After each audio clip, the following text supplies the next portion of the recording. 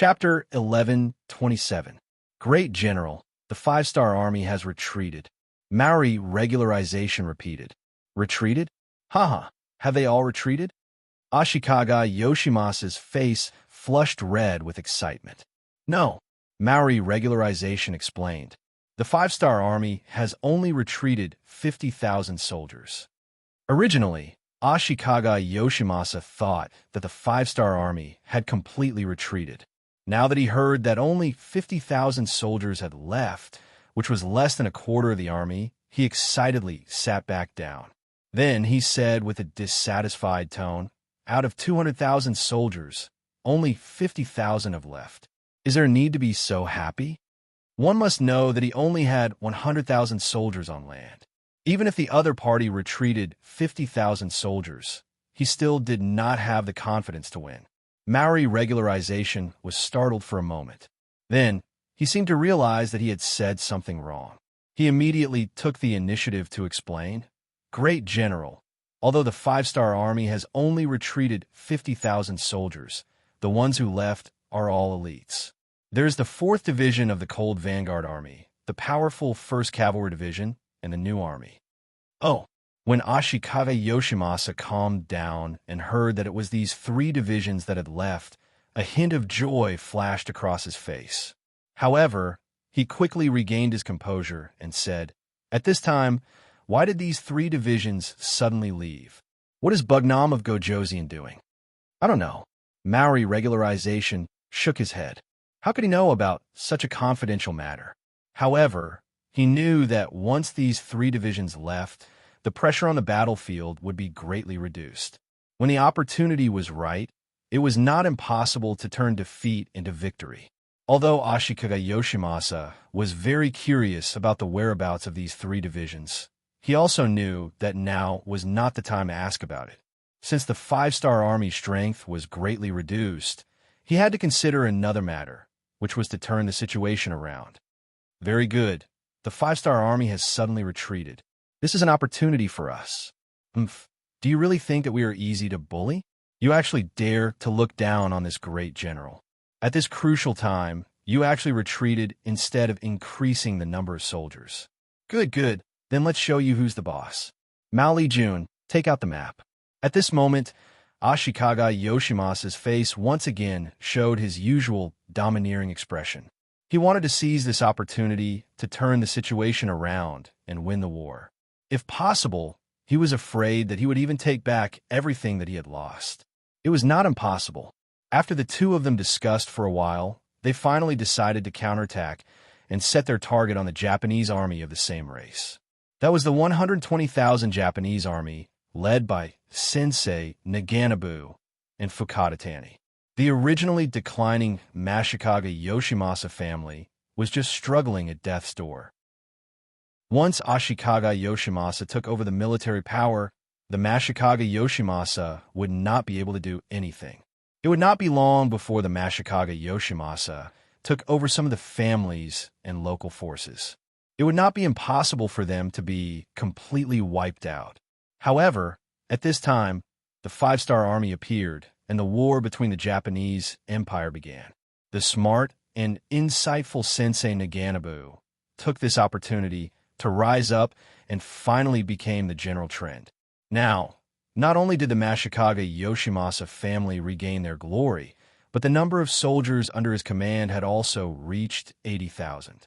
If it was during peacetime, having such an army would be enough to make one a famous general. Even the Supreme General Ashikaga Yoshimasa would not dare to underestimate him. All of this was thanks to Yang Qindong. Especially after seeing the strength of the five-star army and the advanced weapons, Sensei Naganabu was even more impressed. At the same time, he was prepared to follow Yang Qindong to conquer the world and make contributions. Just like what he usually said when chatting with the other generals of the five-star army, he only had his eyes on the Japanese Empire.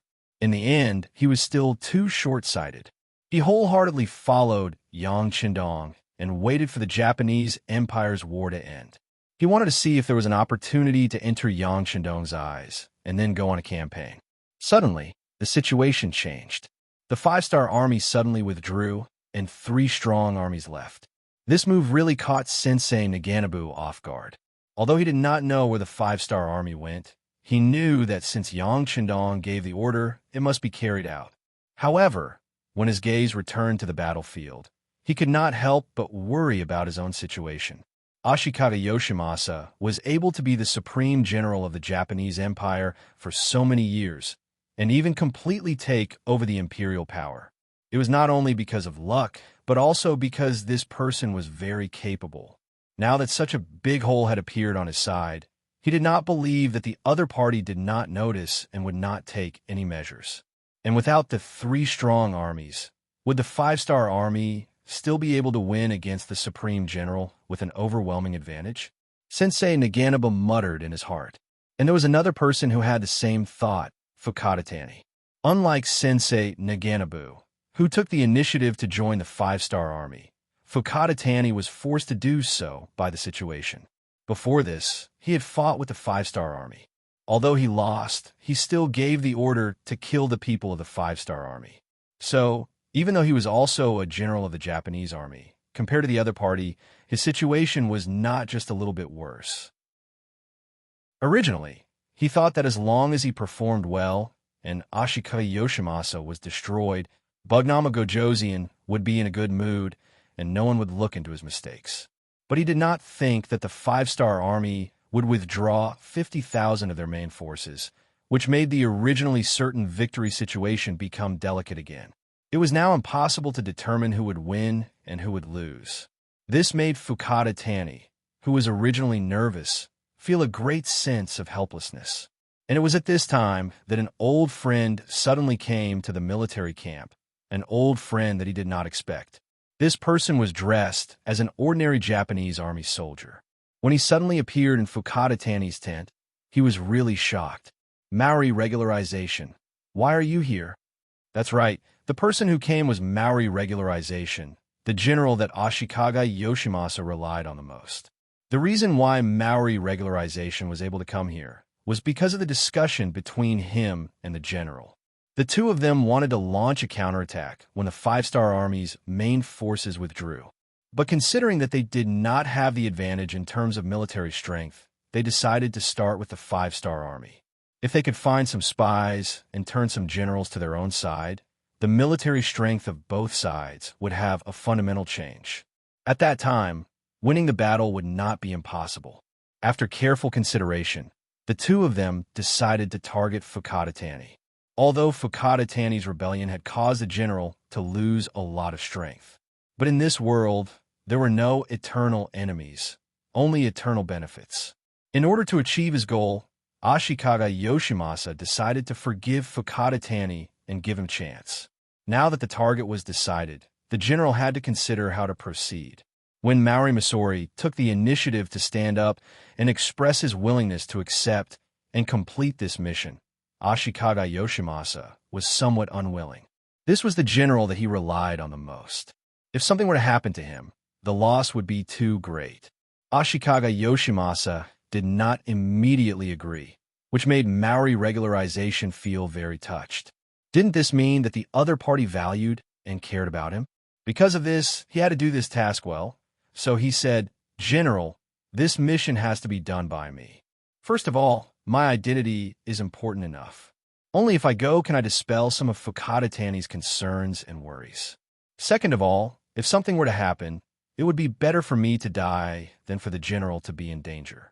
So please agree to my request." It had to be said that Maori regularization's reason was very reasonable. With his status, it was indeed possible for him to prove his side's sincerity. And if Fukada Tani really did not want to betray the five-star army, taking down Maori regularization would indeed be a great achievement. The only thing that was worrying was that the risk was too high. However, Ashikaga Yoshimasa was a ruthless person after all.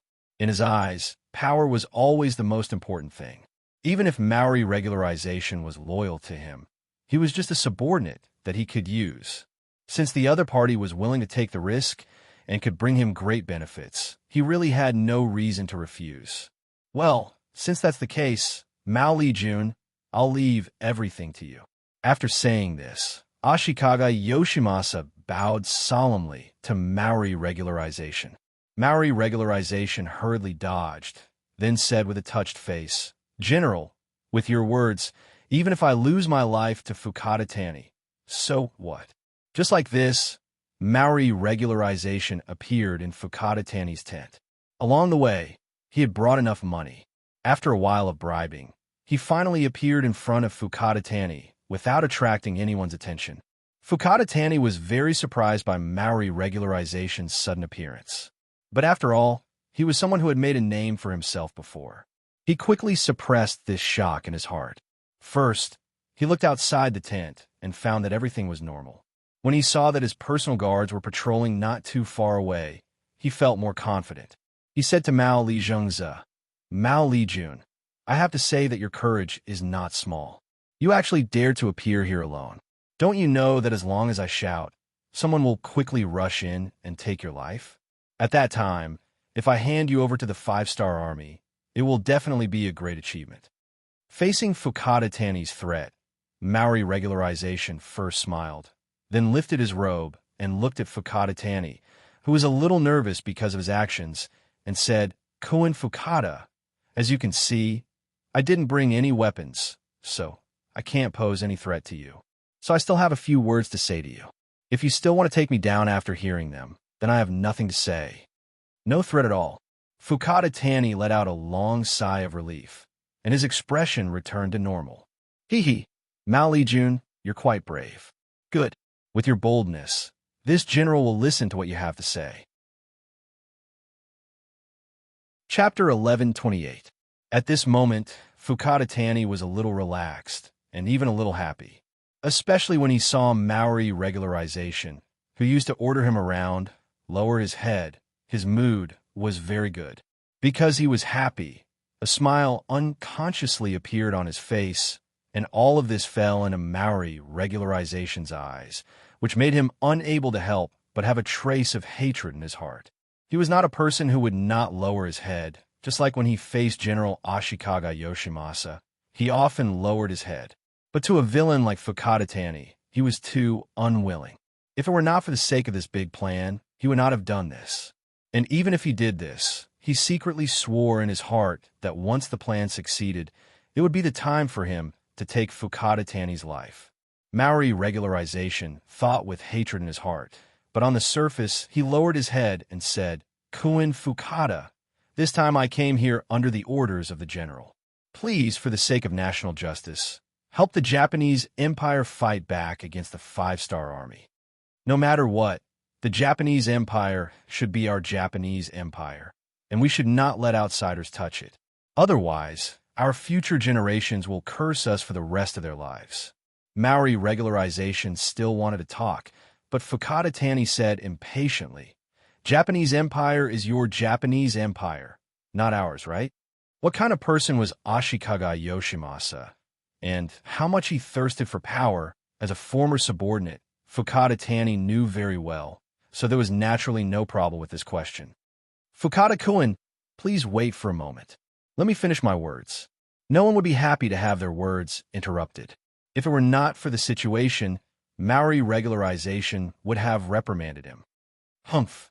Fukadatani snorted and turned his head to the side to express his dissatisfaction, but he didn't say anything else. Then, he continued to listen to Maori regularization. "Koen Fukada, you asked a good question just now. I will answer this question now.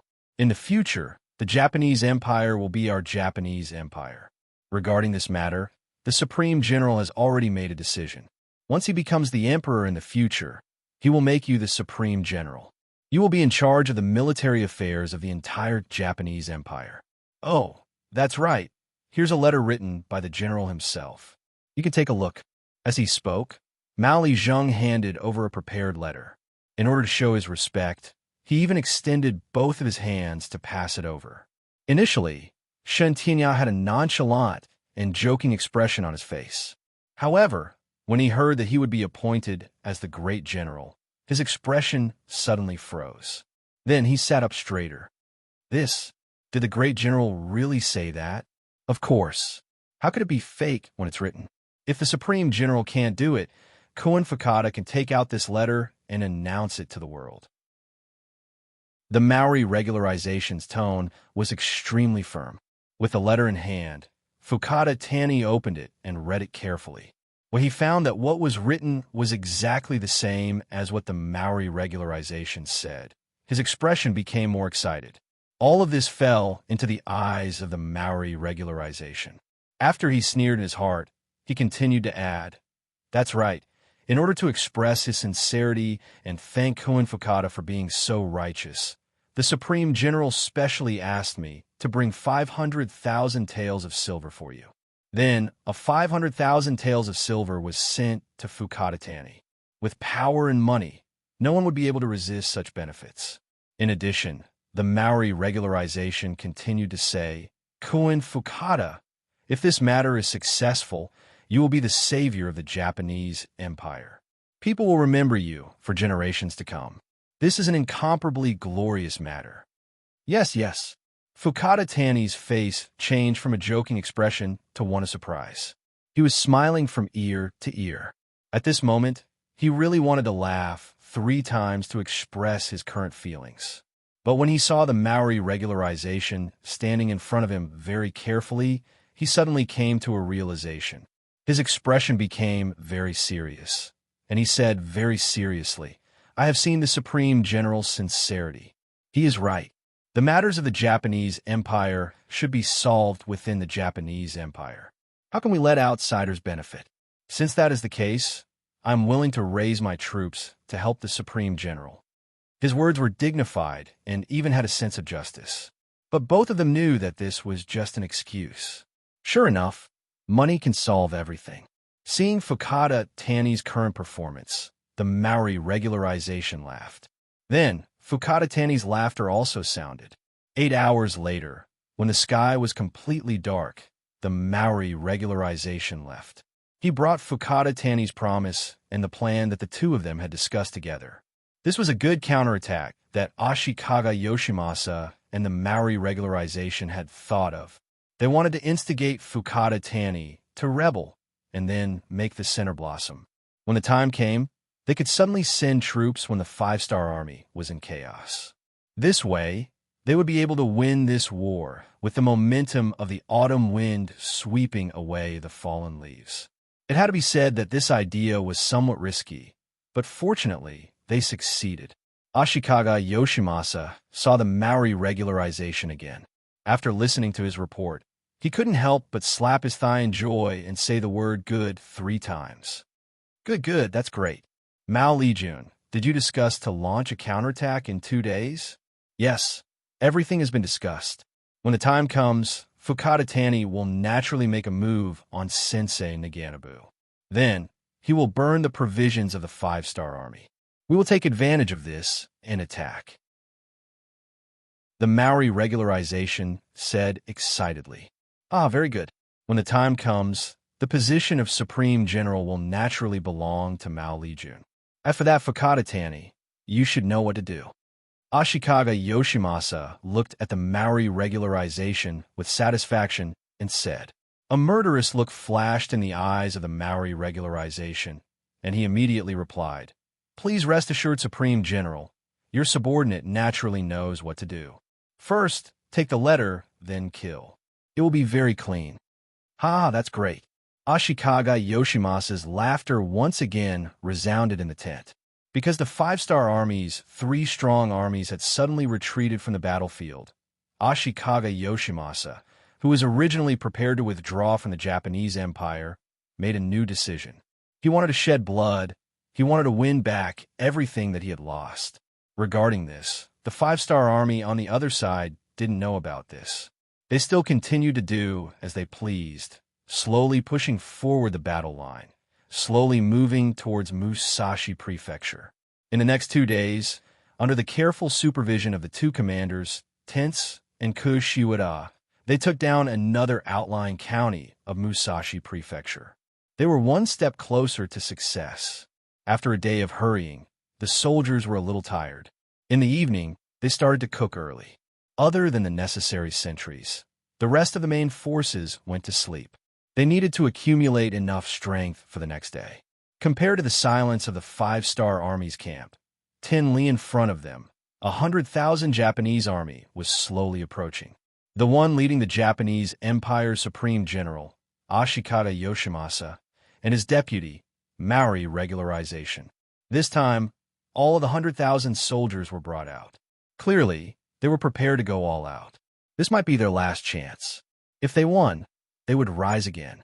If they lost, they would retreat. The two of them walked in the middle of the group. Their expressions were incomparably solemn. Before they saw the final result, their hearts were hanging high. The agreed time was getting closer and closer. The two of them were like defendants waiting to be judged by the judge. Their breathing became a lot heavier. Time passed by minute. Finally, the time that was supposed to come came. When it was midnight, the sound of battle cries could be heard from the distance. Then, flames soared into the sky, illuminating the horizon and turning it red. Ha! They finally made their move. Pass down my order, all troops attack. Supreme General Ashikaga Yoshimasa looked at the scene in front of him. Naturally, he was very excited. After a loud shout, the 100,000 Japanese Empire in front and behind him increased their speed and rushed straight ahead. At this time, the five-star army's camp was in a mess. Corpses covered the ground. The smell of blood rushed to the nose and throat. There were military tents that were still burning. Fukada Tani, who was in full armor, was riding majestically on a tall horse and commanding the army. This time, he suddenly launched a night attack and caught Sensei Naganabu off guard. He killed thousands of people and captured countless people. He perfectly completed the mission given to him by the Supreme General. If there was a flaw, it would be that Sensei Naganabu used the chaos and the night to escape. But it didn't matter. He was just a stray dog. Fukada Tani didn't care about him at all. At this moment, he seemed to see the position of Supreme General getting closer and closer. It was almost within his reach. When Ashikaga Yoshimasa arrived with the army, he saw this scene. Seeing that the Supreme General had arrived, Shun Tianya put away the smile on his face and stepped forward to report the results of the battle excitedly. His saliva was really scattered all over the sky. At this moment, even if Ashikaga Yoshimasa didn't like Fukada Tani, he had to admit that the other party still had some charm and ability. At least, he completed the mission very well. So after listening to everything, he patted Fukada Tani's shoulder and said, "Very good. The next Supreme General is you. Now, we have to follow up the victory and completely defeat the five-star army. We have to take back everything that originally belonged to us. Yes, I am willing to be the vanguard and contribute to the new Japanese Empire."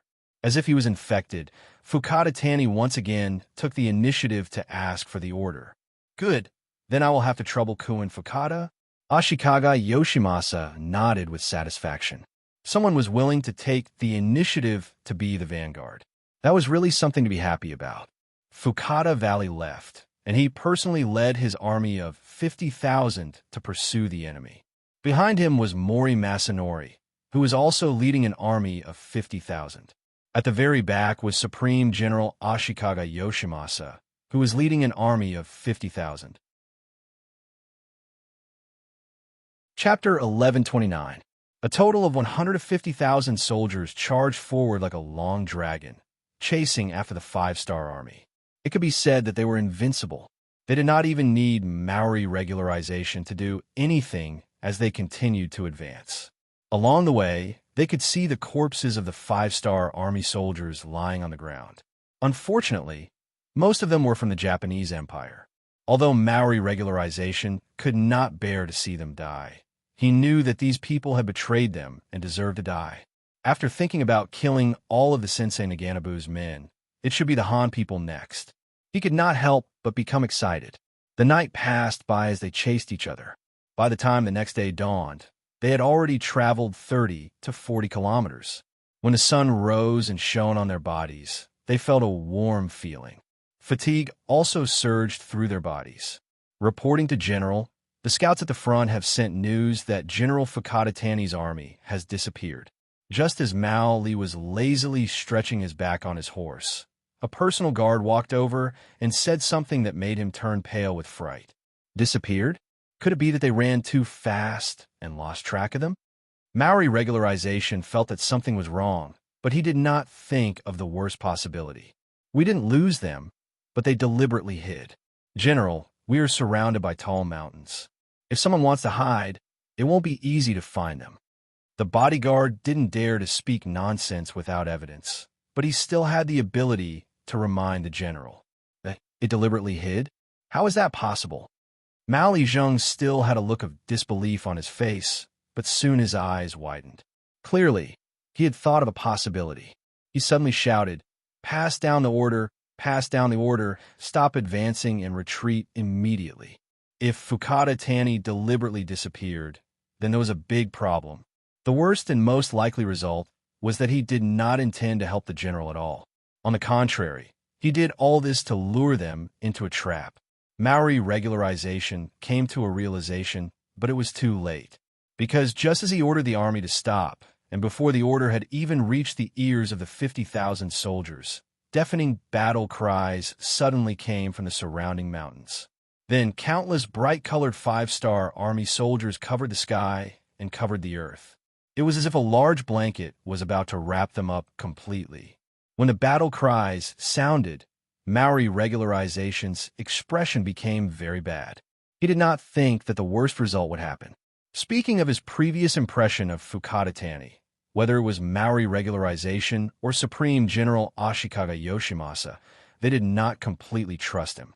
According to the previous plan, they would only attack when the five-star army was defeated. But the strange thing was that the beginning of the battle was too smooth.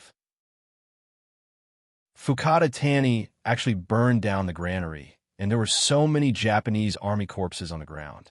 Maori regularization also carefully looked at the corpses and found that the people on the ground had indeed died not long ago. It was all of this that dispelled all of Maori regularization's worries. Now that he thought about it, he was still too anxious. Even if Fukada Tani really fought with them against the five-star army, with his strength, how could he do all of this so easily? It was completely because he was forced too hard. Now that he finally saw the light of hope, he threw himself into it without caring about anything else. There's no need to retreat. Tell everyone to shrink the formation and resist as much as possible. As long as we can hold on for a while, the Supreme General will definitely send troops to save us. Maori regularization was worthy of being a commander for many years. When he saw the qualitative change in the situation, he immediately changed the battlefield strategy. However, facing the five-star army that had been prepared for a long time, even if Maori regularization's orders were accurate, once they reached here, everything would be over.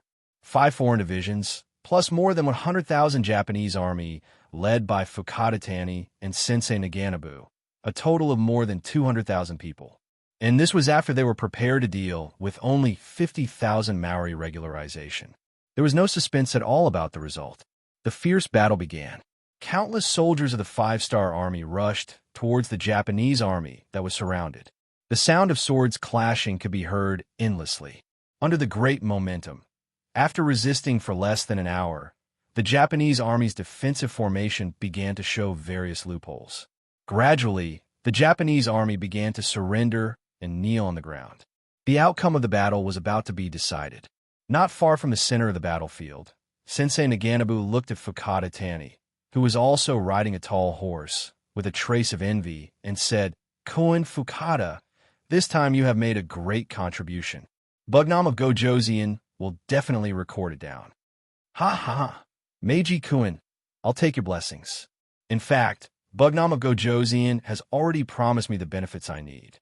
I'm very satisfied." When Fukada Tani said this, there was an unconcealable excitement on his face. Yes, the reason why the Maori regularization was surrounded was all because of Fukada Tani's betrayal. Ever since the Maori regularization appeared in front of him and spoke sincerely, Fukada Tani was not moved at all. However, he still pretended to accept everything in order to make a great contribution. Just like when the Maori regularization left, Fukada Tani went to find the 7th Army's commander, Tion Su, and the 1st Reserve Division's commander, Sukuda, and told them everything that had just happened. Fukada Tani's IQ was not low at all. He was chosen by Ashikaga Yoshimasa to stay in Ping and Beijing. He clearly understood the situation. The so-called Supreme General of the Japanese Empire was nothing more than a grasshopper after autumn. He would not be able to jump around for more than a few days. Not to mention, with what he had done, it would be strange if Ashikaga Yoshimasa would forgive him. The position of Supreme General? Only a fool would believe it so easily. Cooperating with such a person was simply courting death. Take advantage of your weakness to take your life. At this juncture, the most important thing was to find a way to step on him and maximize the benefits. In order to ensure that his rights and interests were not lost, Fukada took the initiative to find Tiansu and Sukuda to report his work. From this point alone, it could be seen that he was very cautious. It was as if he was afraid that if he only went to find one of the commanders, the matter would be leaked and he would lose the credit. Fukada underestimated Tian, Su, and Sukuda. The former was the commander of Lungfeng Lu and had a limitless future. The latter was the commander of the 1st Reserve Division and was in charge of 30,000 veterans. His future was also unpredictable. How could these two people steal Fukada-Tani's credit? Therefore, this news was quickly sent to Yang Chendong in Ping and Beijing in the form of a telegram. Not long after, a telegram came back. First, he praised Fukada-Tani's loyalty. Then, he stated that the 500,000 taels of benefits given by Ashikaga Yoshimasa were all for Fukada-Tani's personal use. Not only that, once the Japanese Empire became a province of Yangtze, if he wanted, he could stay in the Japanese Empire and become a true Supreme General. This was Yang Chendong's breadth of mind. His vision had never been limited to a city or a place. His goal was the entire world. A small Japanese empire was nothing to him. Not to mention, when the Japanese Empire became a province in the future, it was necessary to have a local Supreme General. Only then could they avoid more internal friction. Fukada-Tani's ability to lead troops in a battle was average, but he was smart enough to see the situation clearly. Yang Chendong was very relieved to have someone like him manage the military of the Japanese Empire in the future. After Tian Su and Sukuda read the telegram, it was sent to Fukada-Tani. He was extremely excited and repeatedly said that he would fully cooperate with the 5-Star Army's military operation and fight a beautiful battle for the world to see. Tian Su and Sukuda, who originally wanted to show off and prove themselves, would not let go of such an opportunity. After the three of them discussed, they came up with a military plan to lure the enemy in and surround them to destroy them. Everything was going smoothly. The Maori regularization was surrounded by more than 4 times the number of soldiers, completely cutting off any thoughts of escape. At this moment, Fukada-Tani's face was full of smiles and joy. The surrounded Maori regularization was still struggling to lead his troops. From time to time, he would anxiously look behind him. He was waiting for the arrival of the Supreme General. With 50,000 reinforcements arriving, the gap in strength would be reduced. They would still have the strength to fight. At the very least, their chances of breaking out of the encirclement would be much higher. Unfortunately, the Maori regularization was destined not to be able to wait for reinforcements. At this moment, Ashikaga Yoshimasa was not feeling good either. He, who was following behind, had also fallen into the trap of the 5-Star Army. At this moment, he was surrounded by 30,000 veterans of the 1st Reserve Division and the 7th Army, who were all armed with firearms. At daybreak, such a scene appeared in front of him. While Ashikaga Yoshimasa was shocked, he also felt a sense of powerlessness. He did not expect the situation in front of him to be like this. There were still too many questions that he did not understand. Taking advantage of the fact that the two sides were only surrounding each other and had not yet engaged in battle, Ashikaga Yoshimasa took the initiative to ride to the front of the army. He asked the 2 division commanders, Tian Su and Sukuda, who were opposite him, "The 2 of you, I admit defeat this time. Before I fight to the death, there is one thing that I would like to clarify. Seeing that I may die, please tell me the answer. Don't let me be a confused ghost, okay?" Ashikaga Yoshimasa lowered his noble head just to ask a question. As the soon-to-be victors, Tian Su and Su Kuda, of course, would fulfill his request. Tian Su took the initiative to say, "Okay, as long as your question does not involve any military secrets, we can consider telling you the answer." "Thank you." Imitating the Han people, Ashikaga Yoshimasa clasped his fist and bowed again. Then he raised his head and asked, "Last night, your camp was ablaze. That should be the rations being burned, right? Also, there were so many corpses on the ground. I saw that they were indeed people who died not long ago. I want to ask, what is going on?" Chapter 1130.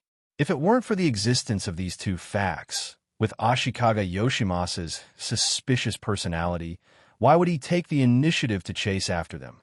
If that was the case, they wouldn't be trapped now. These two questions were really puzzling, but they didn't involve any military secrets. After Tian Su and Su Ku exchanged glances, Tian Su laughed and said, "Okay, then we'll fulfill your wish and let you be a ghost who understands everything. To tell you the truth, the provisions were indeed burned, but it's just moldy food. It can only emit the smell, but it can't be eaten. As for the corpses of the dead Japanese army soldiers, it's even easier to explain. During this period of time, there were many people in your country who opposed our five-star army. They took the opportunity to burn, kill, and loot, and did all kinds of evil. Because of this, many of them were captured. I just didn't expect them to play such a role before they died, but thinking about it, it's worth it." As soon as Tian Su's voice fell, Ashikaga Yoshimasa's face became very ugly. He didn't expect that those who died were actually his own people who opposed the five-star army. Those who were supposed to support him were now mercilessly killed on the battlefield and became bait for his own destruction.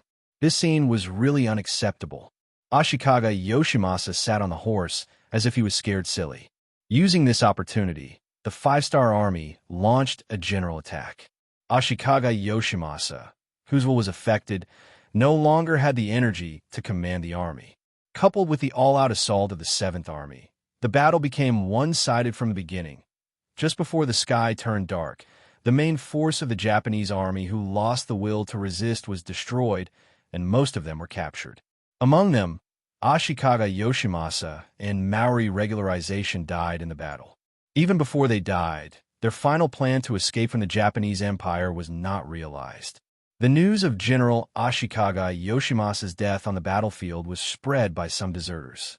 The Japanese Naval Division General Kuroda Naganori, who was preparing to meet him in Chonlu Prefecture, quickly left on a ship, taking 100,000 Japanese Army-Navy Division and disappeared into the vast sea.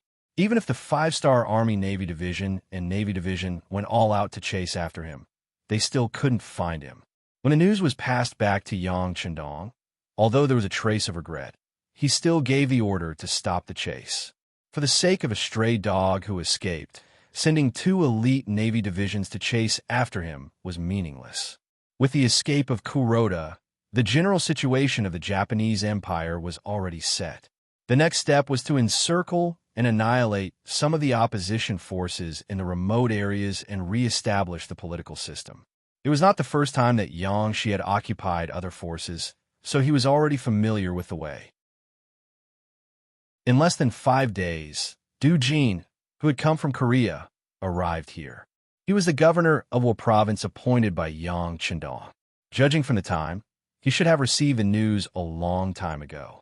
At this point, the War of the Japanese Empire lasted 14 months from January 1458 to February 1459.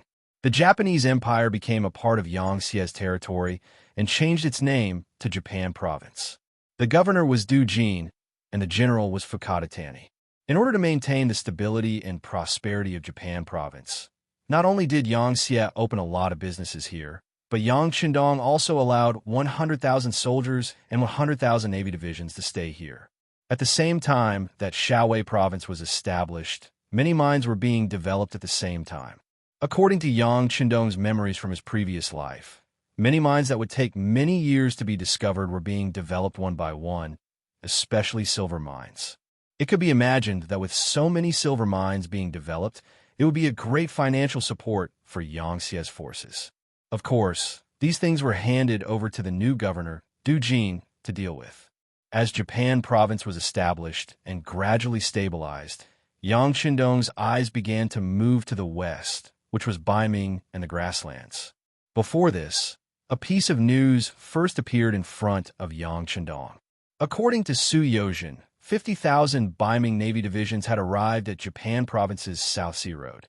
Because communication was blocked, these people didn't know that the Japanese Empire had been replaced by Yang Xie's Japan province. They're here to give you a gift. All right, accept it. After receiving the news, Yang Shindong laughed and gave the order. In reality, this wasn't a coincidence. It was something that Yang Shindong had planned for a long time. Even the 4th Army Division, the 1st Cavalry Division, and the new army had been mobilized from the battlefield to welcome these 50,000 Baiming Navy divisions. 50,000 Baiming Navy divisions weren't much, not to mention that they had just been established, so their fighting strength was mediocre. The reason why Yang Shindong attached so much importance to them was to attack Baiming Navy divisions and use this name to make a move against Baiming. Yes, Yang Shindong had already decided to go to war with Baiming. Since the other party wanted to attack the new Second Army, it would be impolite not to reciprocate. Of course, he had to return the favor. As for whether this battle would be a partial one or a full-scale one, it would depend on the development of the situation. Baiming Navy divisions naturally knew Yang Shindong's intentions, especially the Navy Division General Song Yong. At this moment, he was standing on a ship in high spirits, looking at the Japanese army soldiers and civilians who were lining the streets to welcome him. South Sea Road, Tosa Prefecture. This place was close to the coastline and was also the only way for various forces to enter this place. Now, in front of the largest dock here, there were tens of thousands of soldiers and civilians of the Japanese Empire. They were shouting the slogan of the Celestial Empire to welcome the guests from afar. Song Yong, who was leading a group of Baiming Navy divisions, had a full smile on his face. He was very happy in his heart. Everything in front of him made him very excited. After all, it would be strange if he wasn't in a good mood after receiving such a welcome. What made him the happiest was that on the way here, they had encountered the 5-star Army at sea. At that time, he was very nervous. Everyone knew that the 5-star Army's Navy divisions were very powerful. Just when Song Yong was sweating cold sweat and was thinking about whether to return the fleet or not, the 5-star Army's Navy divisions suddenly retreated. It was as if they were afraid of them. The difference between heaven and earth made Song Yong a little confused, but he quickly remembered that he was representing Baiming. Even if the Great Ming Dynasty was divided into two, a starving camel was still bigger than a horse. It was still not something that anyone could spy on. It was precisely because of this experience that Song Yong was full of confidence in this operation. Even the powerful 5-star Army's Navy divisions didn't dare to be enemies with him. What else was there to be afraid of? As a result, his task this time should be very simple. Along the way, his mood became very happy. When he arrived at the island of the Japanese Empire, he saw the huge crowd here to welcome him. The trace of worry he had disappeared. Song Yong's mood was very good. With his hands behind his back, he walked forward steadily with a confident smile on his face. It gave people the feeling that as soon as they appeared here, they would be able to quickly solve the crisis here. After Song Yong got off the ship and received a warm welcome, more and more Baiming soldiers also got off the ship one after another. After drifting on the sea for so many days, anyone would feel a little uncomfortable. Now that they could walk on land and they were so welcomed, it was a very wonderful thing. The person in charge of welcoming Song Yong was a Japanese army general called Okabe Uchiyama. It was said that he was a very important general under Ashikaga Yoshimasa. He was responsible for receiving Song Yong and his party. This Okabe Uchiyama, who was not very tall and even looked a little wretched, seemed to be very good at grasping people's hearts. He had a smile on his face that made people feel like they were bathing in spring. He accompanied Song Yong all the way to a small town not far from the dock. General Song, we thank the Great Ming Empire for sending troops to support us. In order to express our gratitude, the Great Ming Empire has prepared food and wine, as well as beautiful women. We will certainly not let General Song down. At the same time, Okabe Uchiyama took out 2 banknotes worth 100,000 silver from his arms like a magic trick and put them in Song Yong's hand when no one was looking. Song Yong's eyes only glanced at the banknotes. After seeing the amount on it, the originally very happy Song Yong's face became even redder. He didn't expect to have such a harvest. It was said that the Japanese Empire was a small country, poor and pitiful. He thought that coming here would be difficult, but now it seems that this was not the case. It has to be said that the great Ming Empire's people were prejudiced. Under the Confucian education, they seemed to be the only orthodox people in the world, and they were the most powerful. Because of this, they had a sense of superiority, but if they underestimated the great Ming Empire, it was only a matter of time before they suffered a big loss. Back to the topic. Song Yong held the banknotes in his arms and patted his chest in joy as he said to Okabe Uchiyama, "General Okabe, you can rest assured. With our Biming Navy here, the 5-star army will not dare to act rashly. They are only the subjects of Bugnam of Gojoseon. How could they dare to become enemies with the Emperor of Biming?" Good. With General Song's words, that's great. And how about this? Let's drink and eat first. In the words of the Han people, it's a welcoming dinner for everyone. After that, we'll go and rest. Hee, I've arranged a surprise for General Song in the room. As for the 5-star army, we'll talk about it tomorrow. Okabe Uchiyama's eyes were squinted, and he was smiling so much that his eyes almost disappeared. He was expressing his joy. Of course, Song Yong knew what an unexpected surprise was. He had just seen a lot of girls from the Japanese Empire in the crowd. They were all dressed up beautifully, and their eyes were like silk. Their faces were so soft that it seemed like water could be squeezed out of them. There were a lot of girls, and they had already attracted the attention of the Biming Navy soldiers. Okabe Uchiyama had also intentionally mentioned the word beautiful, so how could he not know what it meant? Haha, good. Then I will have to trouble General Okabe. General Song is too polite. This is what we should do. You're here to help us. Okabe Uchiyama continued to laugh. Those girls were indeed from the Japanese Empire, but they were different from normal girls from the Japanese Empire. They were the family members of the great generals and the soldiers. Now that the great general was dead, as the family members and relatives, they naturally needed an explanation. In the end, after some consideration, Okabe Uchiyama gathered them together and started a sex business. Chapter 11:31. Unlike the women in the brothel, they were only responsible for solving the personal problems of the soldiers. When a matter was reported to Yang Chendong, he hesitated for a while, but in the end, he did not refuse. On the contrary, he gave a name to these women, calling them comfort women. Speaking of which, this was naturally not tolerated by the great Ming dynasty and even the thousands of years of Huaxia's Confucianism.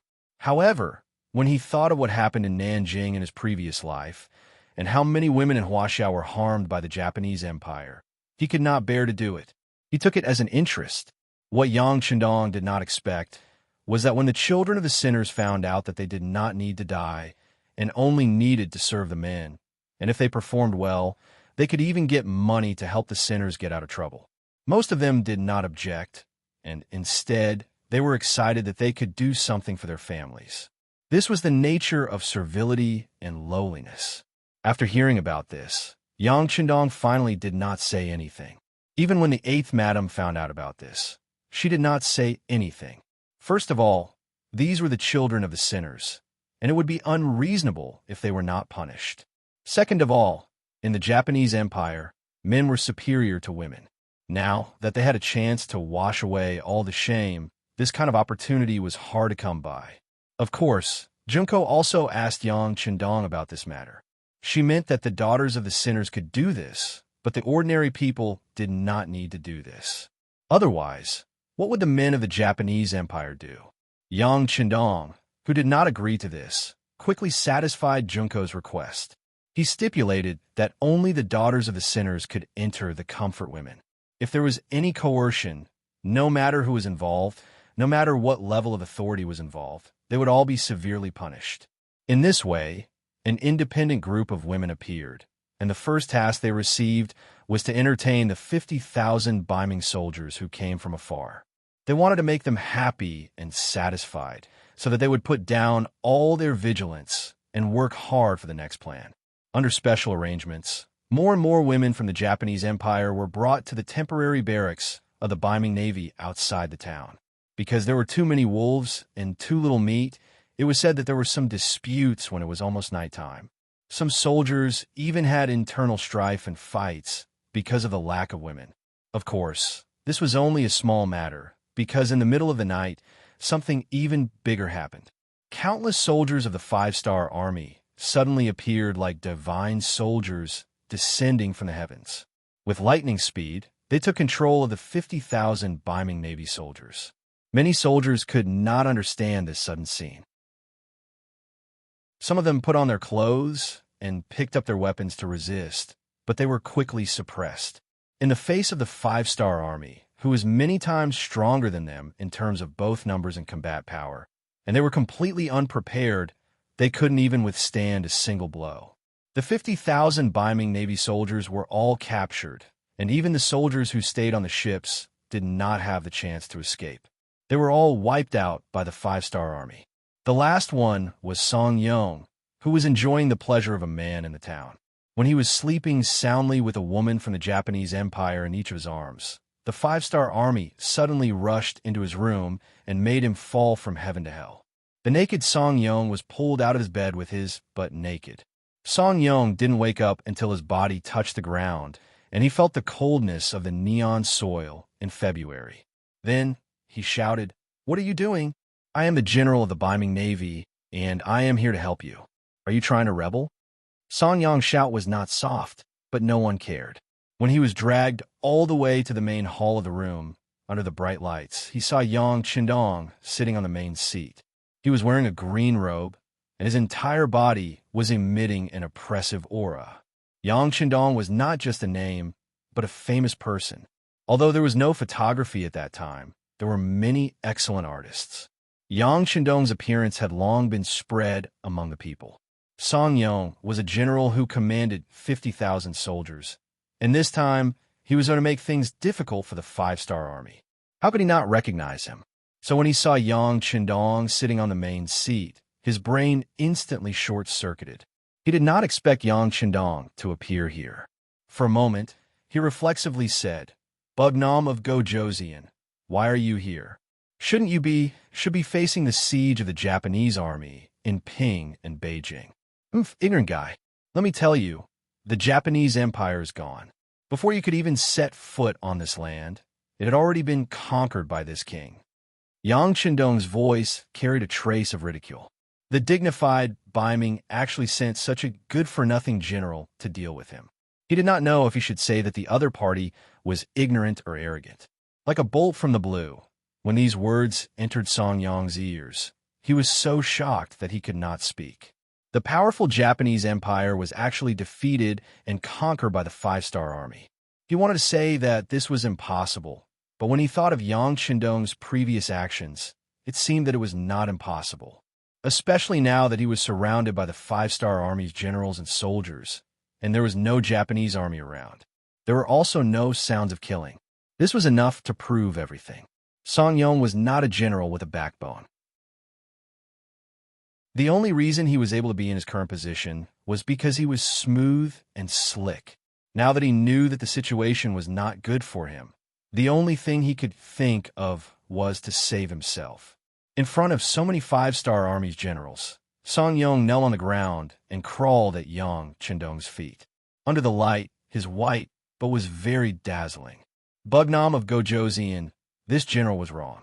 I should not have come to be your enemy. But all of this was the emperor's will. This general did not dare to disobey.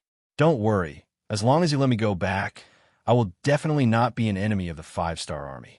I am willing to swear." With snot and tears, Song Yong did not have the demeanor of a general at all. But right now, not only did his appearance not make people feel any pity or sympathy, it only made him receive countless disdain. In front of so many generals, if he had some backbone, even if he died, he would still receive everyone's respect. But kneeling and begging for mercy was the most cowardly display. Soldiers were cowardly, while generals were cowardly. It could be imagined that even the general leading the army was like this. It would be strange if they could train qualified and outstanding soldiers. Yang Shindong was also speechless at Song Yang's current appearance. He originally thought that the other party would appear and reprimand him. After all, from a righteous point of view, the other party had received the order of the Emperor of Beiming, while he was just a king. He had even planned to talk back to him, but he never thought that the other party would kneel on the ground and beg for mercy. This made him unable to say a lot of the words he had prepared. Of course, Song Yang's fear of death made it much easier for Yang Shindong to carry out the next military plan. First, he rolled his eyes at Song Yang, who was kneeling on the ground. Then, he turned his gaze to Yang Er, who was standing next to him. He then covered Song Yang with a sheet. Although the thin sheet couldn't play an absolute role in this cold weather, it could still cover his face. I'll leave the rest to you. Yang Shindong suddenly lost interest. A person who was so afraid of death, as long as he didn't take his life, he would not refuse to do anything he wanted him to do. After saying this to Beta Persei, Yang Shindong said to the commander of the 4th Army Division, Ling Daqiang, the commander of the 1st Cavalry Division, Tian Hu, and the commander of the new army, Su He, who were waiting at the side. The 3 of you, go back and prepare. The army will set off tomorrow morning. Yes, the 3 generals who had always been arrogant. After hearing Yang Shindong's words, they all respectfully lowered their heads and answered. At the same time, the 3 of them were also very excited. After such a long time, could they finally compete with the Beiming army? After Yang Shindong left, Beta Persei did not leave with him.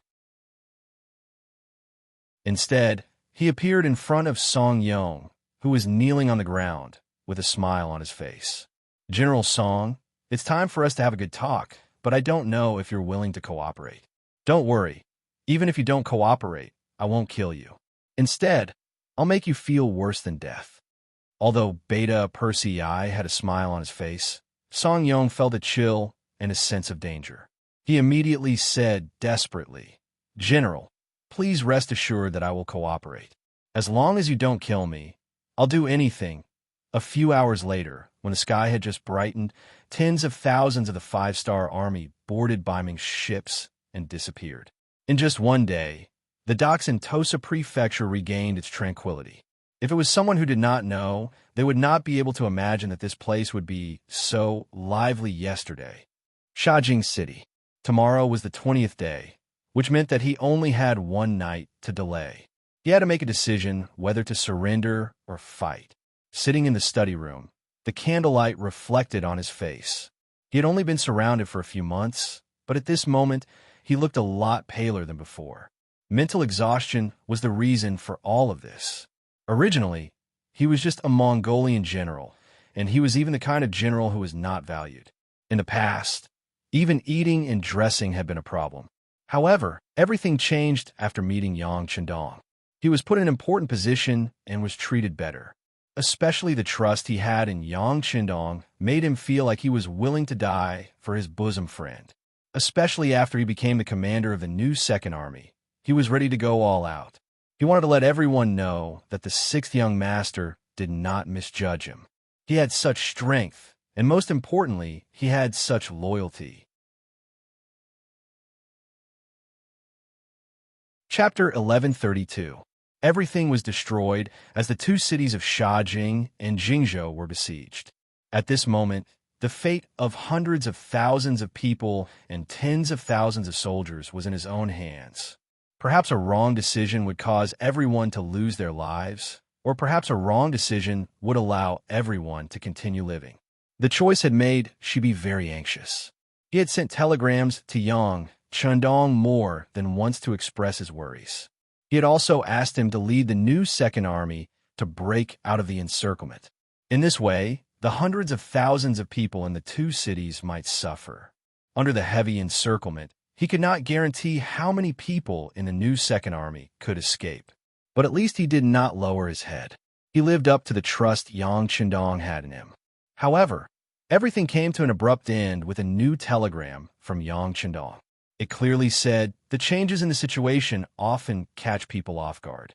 But thinking back to the humiliation of Han Xian and the suffering of the king of you, it all proves that temporarily lowering your head and lying low is also a wise move. As for where to go, no matter what decision you make, I believe in you. It was a simple sentence. There was no deliberate guidance or command. It was a sentence that placed all the initiative in his hands. But the more it was like this, the more Shibi felt the weight of the responsibility. He could not make a decision for a long time. Master, outside the door, Division Commander Kong Ji and Guard Captain Wu asked to see you. Just when Shibi was still struggling in his heart and could not make any decision, the voice of the butler sounded outside the door. Kong Ji, the division commander of the 1st Cavalry Division of a new Second Army, could be said to be second only to Shibi in the army. In other words, once something happened to Shibi, Kong Ji would be the temporary division commander of the new Second Army. This was also what Yang Chendong had said when he established the new Second Army. Wu Xiaoyi, Shibi's guard captain, was not only strong, but also loyal. It could be said that he was the last line of defense to ensure Shibi's safety. When something big happened, Shibi would discuss it with him. It could be seen that he was also a very important figure in the new Second Army.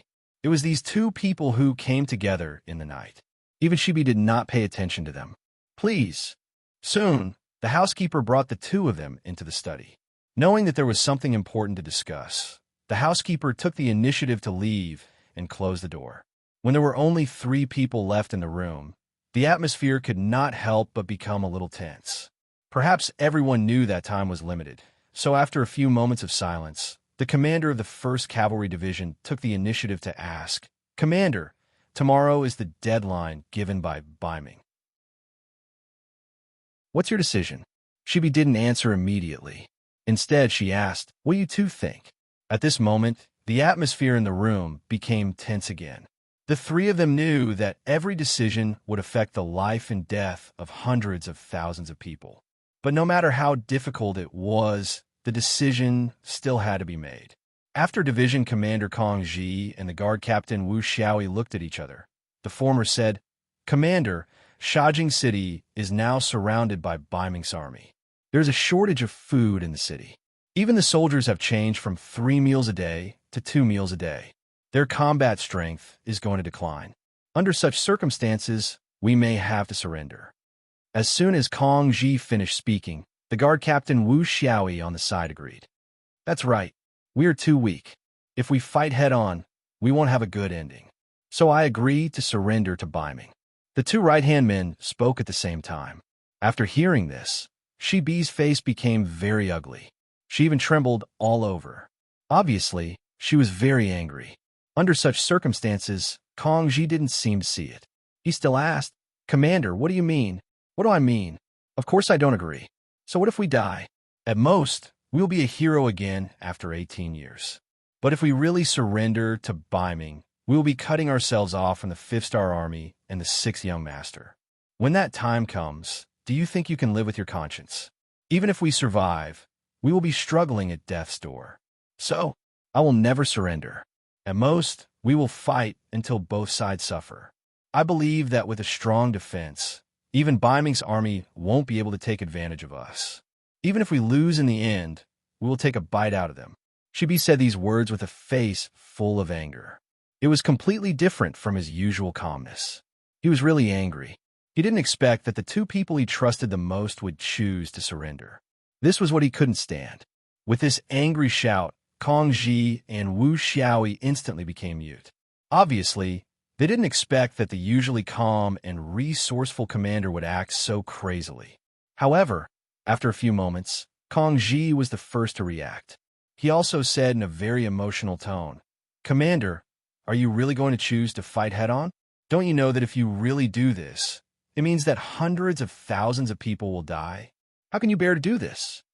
Of course I can't bear to do this, but compared to the 6th Young Master's importance, I am more unwilling to betray him, even if it means death. Shibi's voice was resolute and decisive. At this moment, it seemed like Shibi had made the final decision. Shibi was the commander of an army. If he made this decision, then the matter was basically settled. Therefore, These words were the final decision. If nothing unexpected happened, Rong Xiao would come to the residence tomorrow and get this result. Kong Ji and Wu Xiaoyi should have been furious when they heard the result. After all, their lives had been lost as well. However, for some reason, not only were they not angry, they even chuckled. Ha ha ha ha ha ha ha ha ha ha ha ha ha ha ha ha. Xiao Biao had been waiting for the two of them to interrogate him, and had even prepared himself for a big fight when he suddenly heard endless laughter. At this moment, even he didn't know what was going on, so he looked at the two of them. Kong Ji and Wu Xiaoyi stood at attention almost at the same time, then solemnly saluted him. Commander, we are sorry. Just now, we were just testing you. In fact, we have the same thoughts as you. We can't let down the 5-star army, and we can't let down Bugnam of Gojoseon. Shibi saw the two's actions. At this moment, he finally understood what was going on. He couldn't help but shake his head with a bitter smile. To be honest, the two of you really made me angry just now. I thought there was something wrong with my eyes again. Hee, we can't learn from people like Su Yuan. I was personally chosen by the 6th young master. How could I do such a thing? That's right. First, he reprimanded Su Yuan verbally. Then, Kong Ji continued, Commander, your choice and loyalty are admirable, and we should learn from you. However, the matter of Shajing City cannot be delayed. We must give you an explanation. What explanation do you need? Of course, we refuse to surrender and prepare to fight. This time, Shibi said without hesitation. No. Unexpectedly, Kong Ji, who just said that they couldn't let down the 5-star army in Bugnam of Gojoseon, changed his mind. Commander, we can't fight. If we fight, our new 2nd army will definitely be defeated. Even the hundreds of thousands of civilians in the 2 cities won't be any better. We can't fight? Then we have to surrender? This time, Shibi was confused by Kong Ji's words. That's right. We can only surrender. Kong Ji's voice was firm as he spoke. As soon as he finished speaking, Wu Xiaoyi, who had been silent for a long time, said, We can only surrender. Commander, this is what we think. For the entire night, the candlelight in the study room never went out. As for what the three of them talked about, even the housekeeper who was in charge of guarding the door didn't know. The sky was finally bright, and those who were supposed to come would come. Just after breakfast, the merchant Rong Xiao, accompanied by the infantry division commander Su Yuan, appeared at the headquarters of the new 2nd Army. Not only them, but there were also hundreds of infantry soldiers who came with them. They were all armed. The appearance of these people was a signal. If Shibi didn't agree to surrender, they would be responsible for protecting Su Yuan and Rong Xiao until they safely left the headquarters of the new 2nd Army. They were even willing to fight among themselves. In the main hall of the headquarters of the new 2nd Army, Shibi sat there quietly. Although it was not late for the entire night, his eyes were still bright and full of spirit. At this moment, he was sitting there and watching everything that happened in the courtyard with an expressionless face. Especially when he saw Su Yuan appear with hundreds of soldiers, he couldn't help but snort coldly. Su Yuan, are you planning to rebel? Under Shibi's leadership for many years, Su Yuan was more or less a little afraid. However, when he saw Rong Xiao beside him and the soldiers behind him, he couldn't help but feel a little more confident. Commander, you know that I won't be your enemy. I'm only doing this to protect myself. Humph, I knew you wouldn't have the guts to do so. Seeing Su Yuan take the initiative to show weakness, Shibi snorted coldly. Then, he looked at Rong Xiao and said, You're here for an answer, right? General, she is wise. You said 20 days will pass, but I wonder what you'll choose. Rong Xiao chuckled and spoke with the attitude of a victor. Sigh. After letting out a long sigh, Shibi did not immediately answer. Instead, he first raised his head to look at the sky before standing up with a sad expression. He walked into his courtyard and knelt on the ground under everyone's gazes. He was kneeling in the direction of the beginning city. 6th young master, I've let you down. If you want to be angry, you can just kill or torture me. I'm doing this for the sake of the hundreds of thousands of soldiers and citizens. Chapter 1133. Rong Xiao, who was watching from the side, couldn't help showing a hint of fondness in his eyes. He seemed to have thought of the result that the other party was going to give. It seemed that Shibi had made the decision to surrender. If so, he could take down Sha Jing and Jingzhou without shedding any blood. As the executor, he would make a great contribution. At that time, his future would be limitless. As Rong Xiao expected, after a while, Shibi stood up and made the decision to surrender to Baiming, but he still put forward two conditions. First, everything he had now was given by Bugnam of Gojoseon, so he would never be his enemy. He could help Baiming deal with other enemies, except for Yang Xie and the 5-star army. Second, no one could hurt the 100,000 people in Sha Jing and Jingzhou. Even if they did something extreme, as long as they didn't rebel against Baiming, no one could be caught, let alone killed.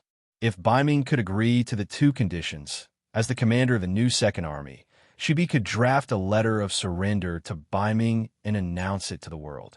Shibi finally made a decision, and it was a decision that satisfied him. Rong Xiao was already very happy, so he nodded and agreed. General Shibi's two conditions, I agree on behalf of Baiming. Please write the letter to the world now. There's no hurry. Let's talk about it after you write down the two conditions.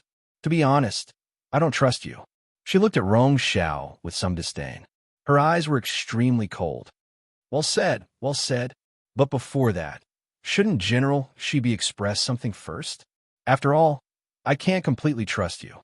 Rong Xiao rolled his eyes, suppressing the anger in his heart for being looked down upon, and said thoughtfully, Yes, but how should I express it? Shibi asked back. This. Rong Xiao first glanced at Su Yuan beside him, then said thoughtfully, Why don't you give the order to completely hand over the safety of Sha Jing City to General Su? This way, you can show your sincerity. Although Su Yuan was still the commander of the new Second Army's infantry division, it seemed that he had already surrendered to Baiming. With him in charge of the city's safety, Rong Xiao and Baiming would be relieved. Shibi naturally knew this, so after pondering for a moment, he nodded and agreed. Okay, I agree. Haha, good. Rong Xiao couldn't help but laugh when he heard this. Once Su Yuan was in charge of the city's defense, it would be difficult for Shibi to go back on his word. At the very least, if they really fought, Su Yuan would only need to open the city gates and Baiming's army would be able to rush in. At that time, with the advantage of more than 10 times their military strength, victory would definitely belong to them. Forced, Shibi finally made the decision to surrender. Although this was betraying Yang Chendong, it also saved the lives of hundreds of thousands of soldiers and civilians. When the news first spread out from the city, when it came from the mouth of Infantry Division Commander Su Yuan, many of the soldiers and commoners in the city who heard this news all shed tears. Most of them joined Yang Xie's big family later, but even so, they still enjoyed many benefits. They originally thought that their lives would change greatly and become better and better, but the sudden appearance of Baiming's army shattered all their fantasies. Now, they had returned to Baiming and became Baiming's people. It was impossible to say that they didn't have any thoughts in their hearts. However, the situation was like this. Facing Baiming's army that was like a wolf and a tiger, what could they do? Were they really going to risk their lives? If that was the case, no one would be able to survive. Rong Xiao acted very quickly.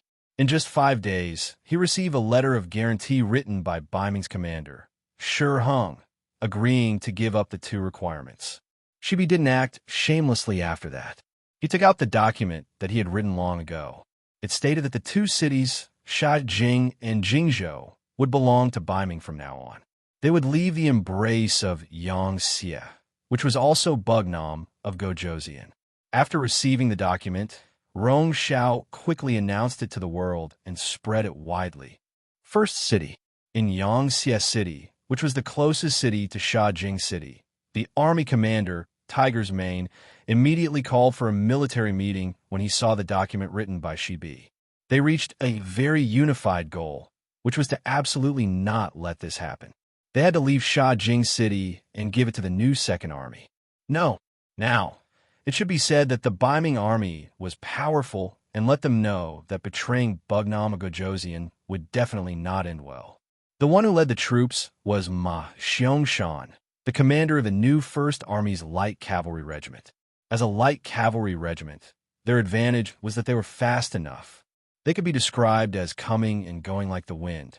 With such an advantage, even if they encountered danger, they had a great chance to escape. Unfortunately, they went out with a face of anger.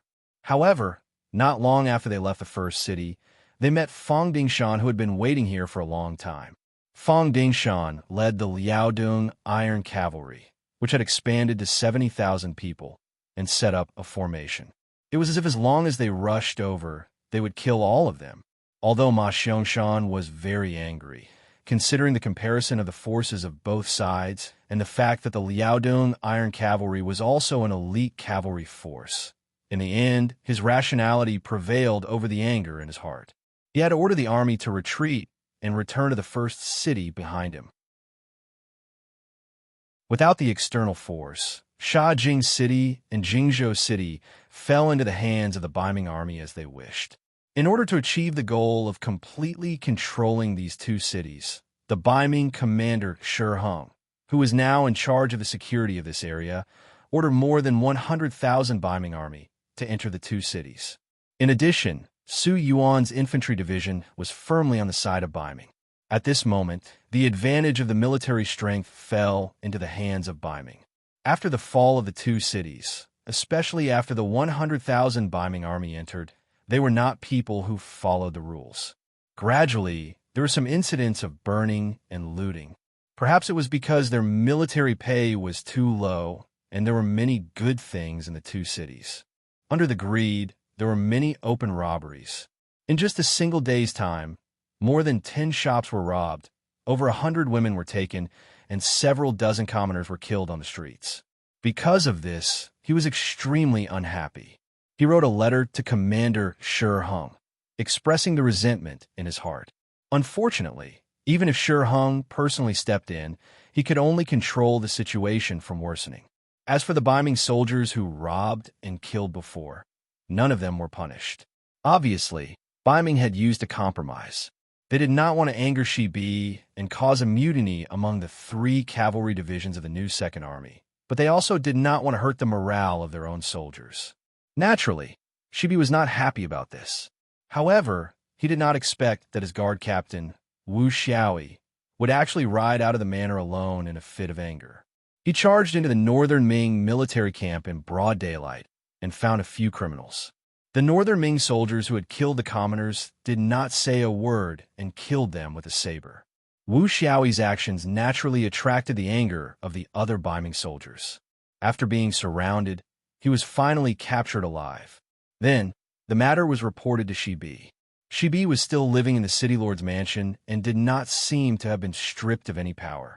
However, when Rong Xiao and Su Yuan appeared here again, their expressions were clearly much more arrogant than before. In the past, they had come to ask for help. However, this time, they came to denounce them, so their aura was naturally different. In the hall, Rong Xiao questioned Shi Bi. He said that because of guard captain Wu Xiaoi, 4 Baiming soldiers had died. This matter had caused the army to be extremely dissatisfied, and an explanation had to be given. Explanation? What explanation? You promised me before that you would not harm the people in the city. What did you do? Guard Captain Wu only acted out of indignation. You can say that he was willing to do so. Shi Bi naturally would not allow the other party to criticize him and took the initiative to counterattack. Even if you're dissatisfied, you can't just casually charge into the army camp and kill people. If you don't follow the rules, how can we explain this to the soldiers? Therefore, Wu Xiaoi must die. Of course, we were also in the wrong before. How about this? General Shi Bi will personally deal with Wu Xiaoi. This can be considered as us giving you face. Furthermore, we can guarantee that no one will harass the people in the city in the future. Rong Xiao had already thought of what to say. At this moment, he appeared to be awe-inspiring and righteous.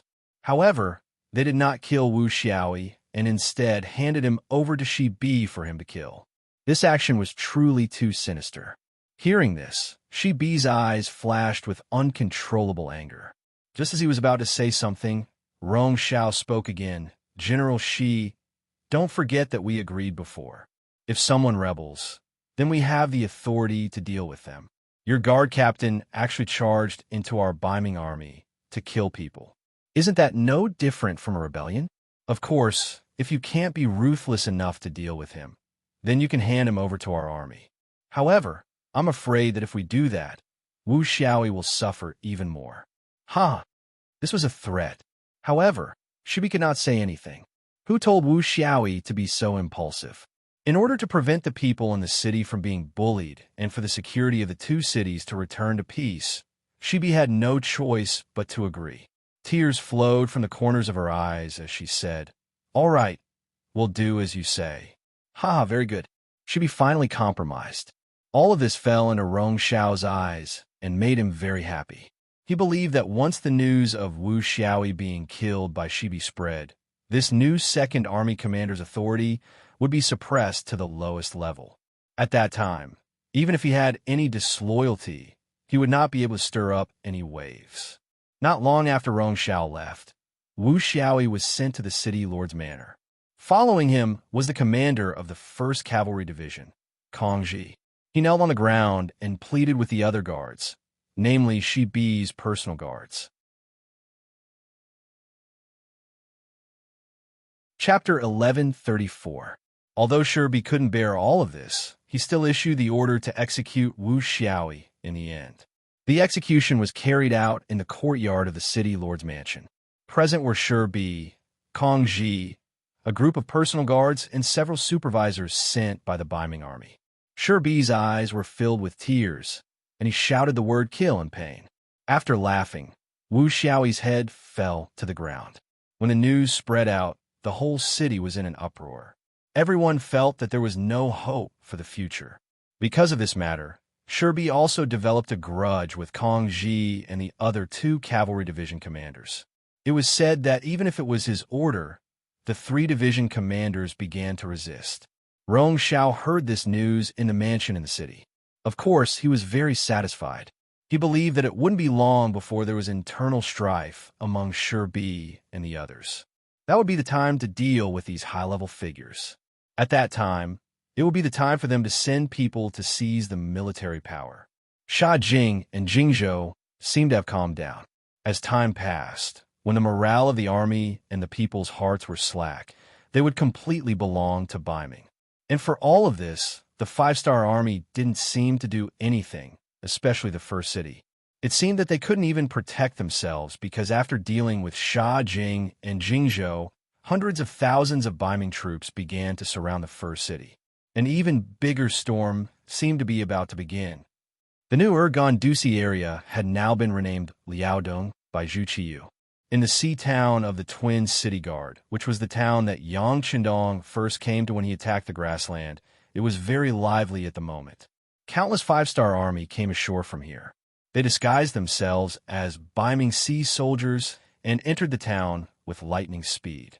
When the 200 Biming soldiers guarding the town realized that something was wrong, they were already on the chopping block. The army that appeared here was the 5-star army led by Yang Qindong.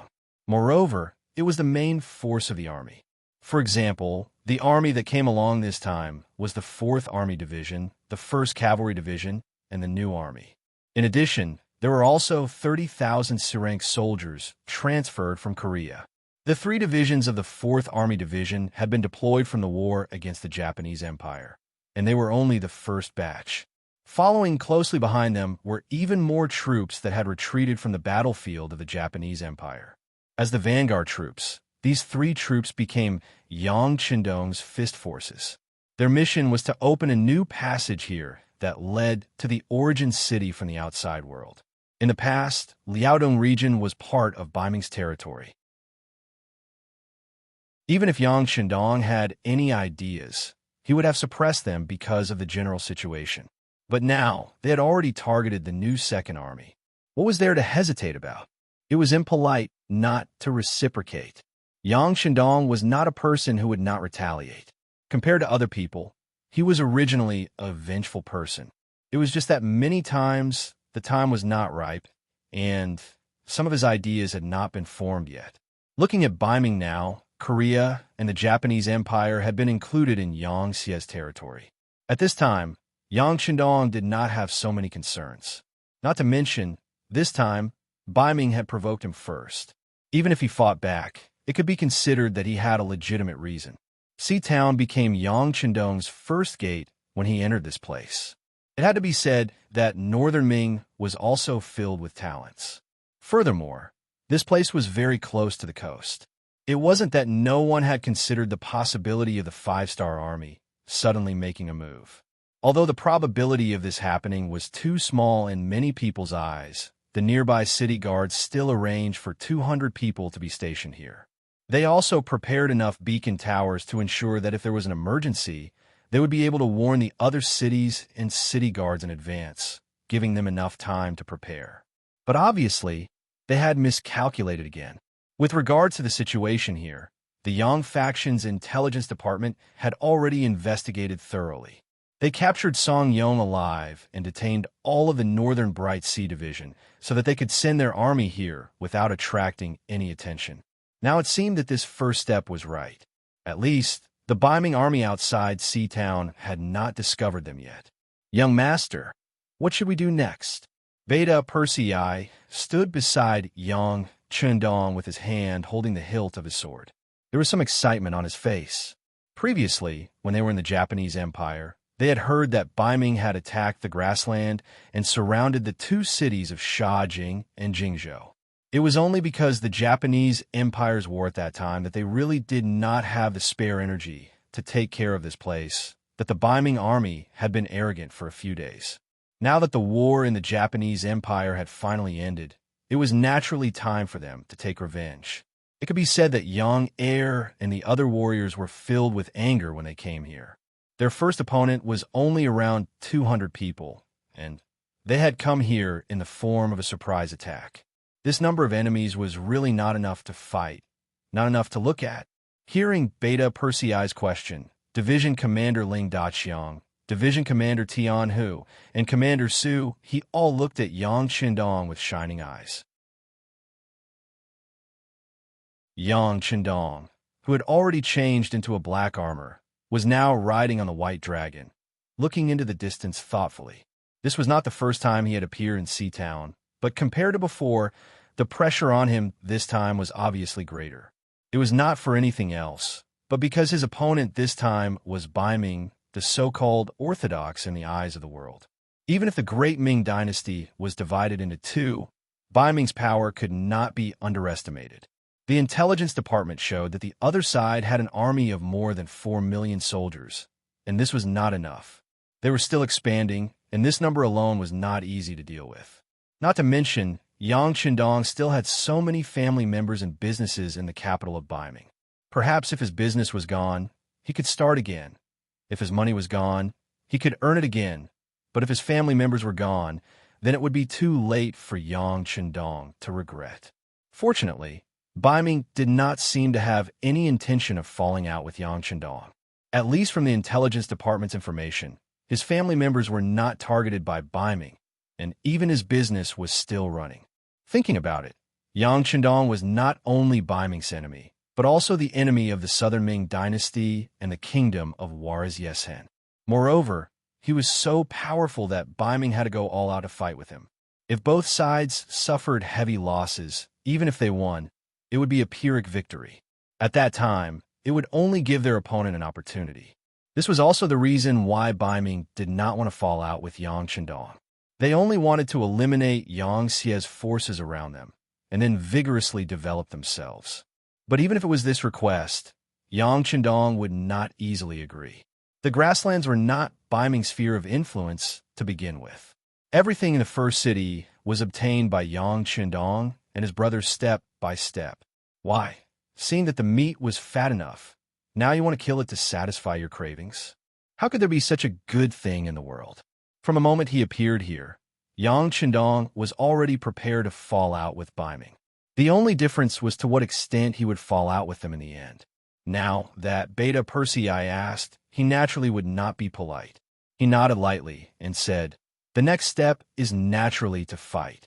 Since someone has snatched 2 of our cities and dealt with 1 of our armies, then we will return the favor tenfold. Men, bring me the map. As soon as he finished speaking, Longwei quickly sent the map to Yang Chendong. Then, he pointed to the Shuangqing guards closest to Seatown and said, "Commander Ling, take your 4th Division and set off from here. First, capture this city. Remember, it's best if you don't hurt anyone. Then, follow me to the Terran area." "Yes." The commander of the 4th Division, Ling Daqiang, immediately stood at attention and said with a happy expression, "This was equivalent to the first battle, and this was handed over to Long Feng." This was enough to prove the 6th young master's trust in them.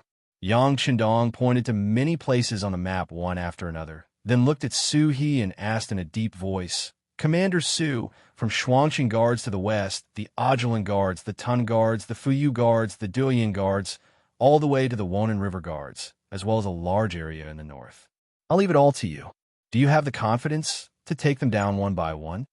Sui's face was solemn, but his expression showed that he was extremely excited. He immediately stood at attention and said, "Please rest assured, Bugnam of Gojoseon, our new army promises to complete the mission." "Very good." Yang Chendong nodded in satisfaction. Finally, his gaze fell on Tian Hu and said, "With all the targets of the new army as a front line, this will be your defense area. In short, no reinforcements from Beiming are allowed to set foot here. If one appears, you will defeat it. Do you have a problem?" "No problem," Tian Hu promised. As the number 1 cavalry unit, the commander of the 1st Cavalry Division, their mobility had always been the strongest. They were the most suitable to intercept reinforcements. The 3 capable generals had divided the work.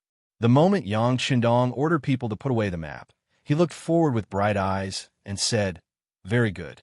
Since that's the case, everyone go and prepare.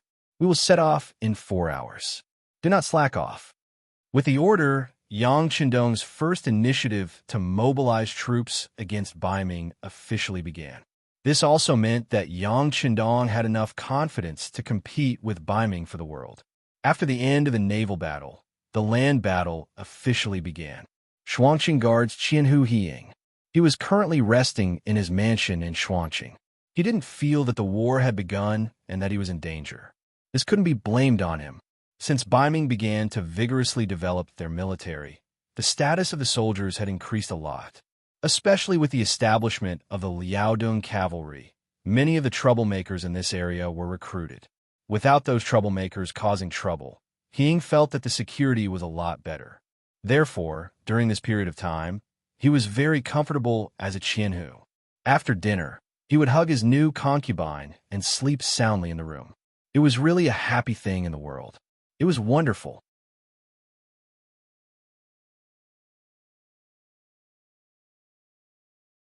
Seeing that it was really Song Yong, Hiying was very surprised. "General Song, didn't you lead the navy to attack the Japanese Empire?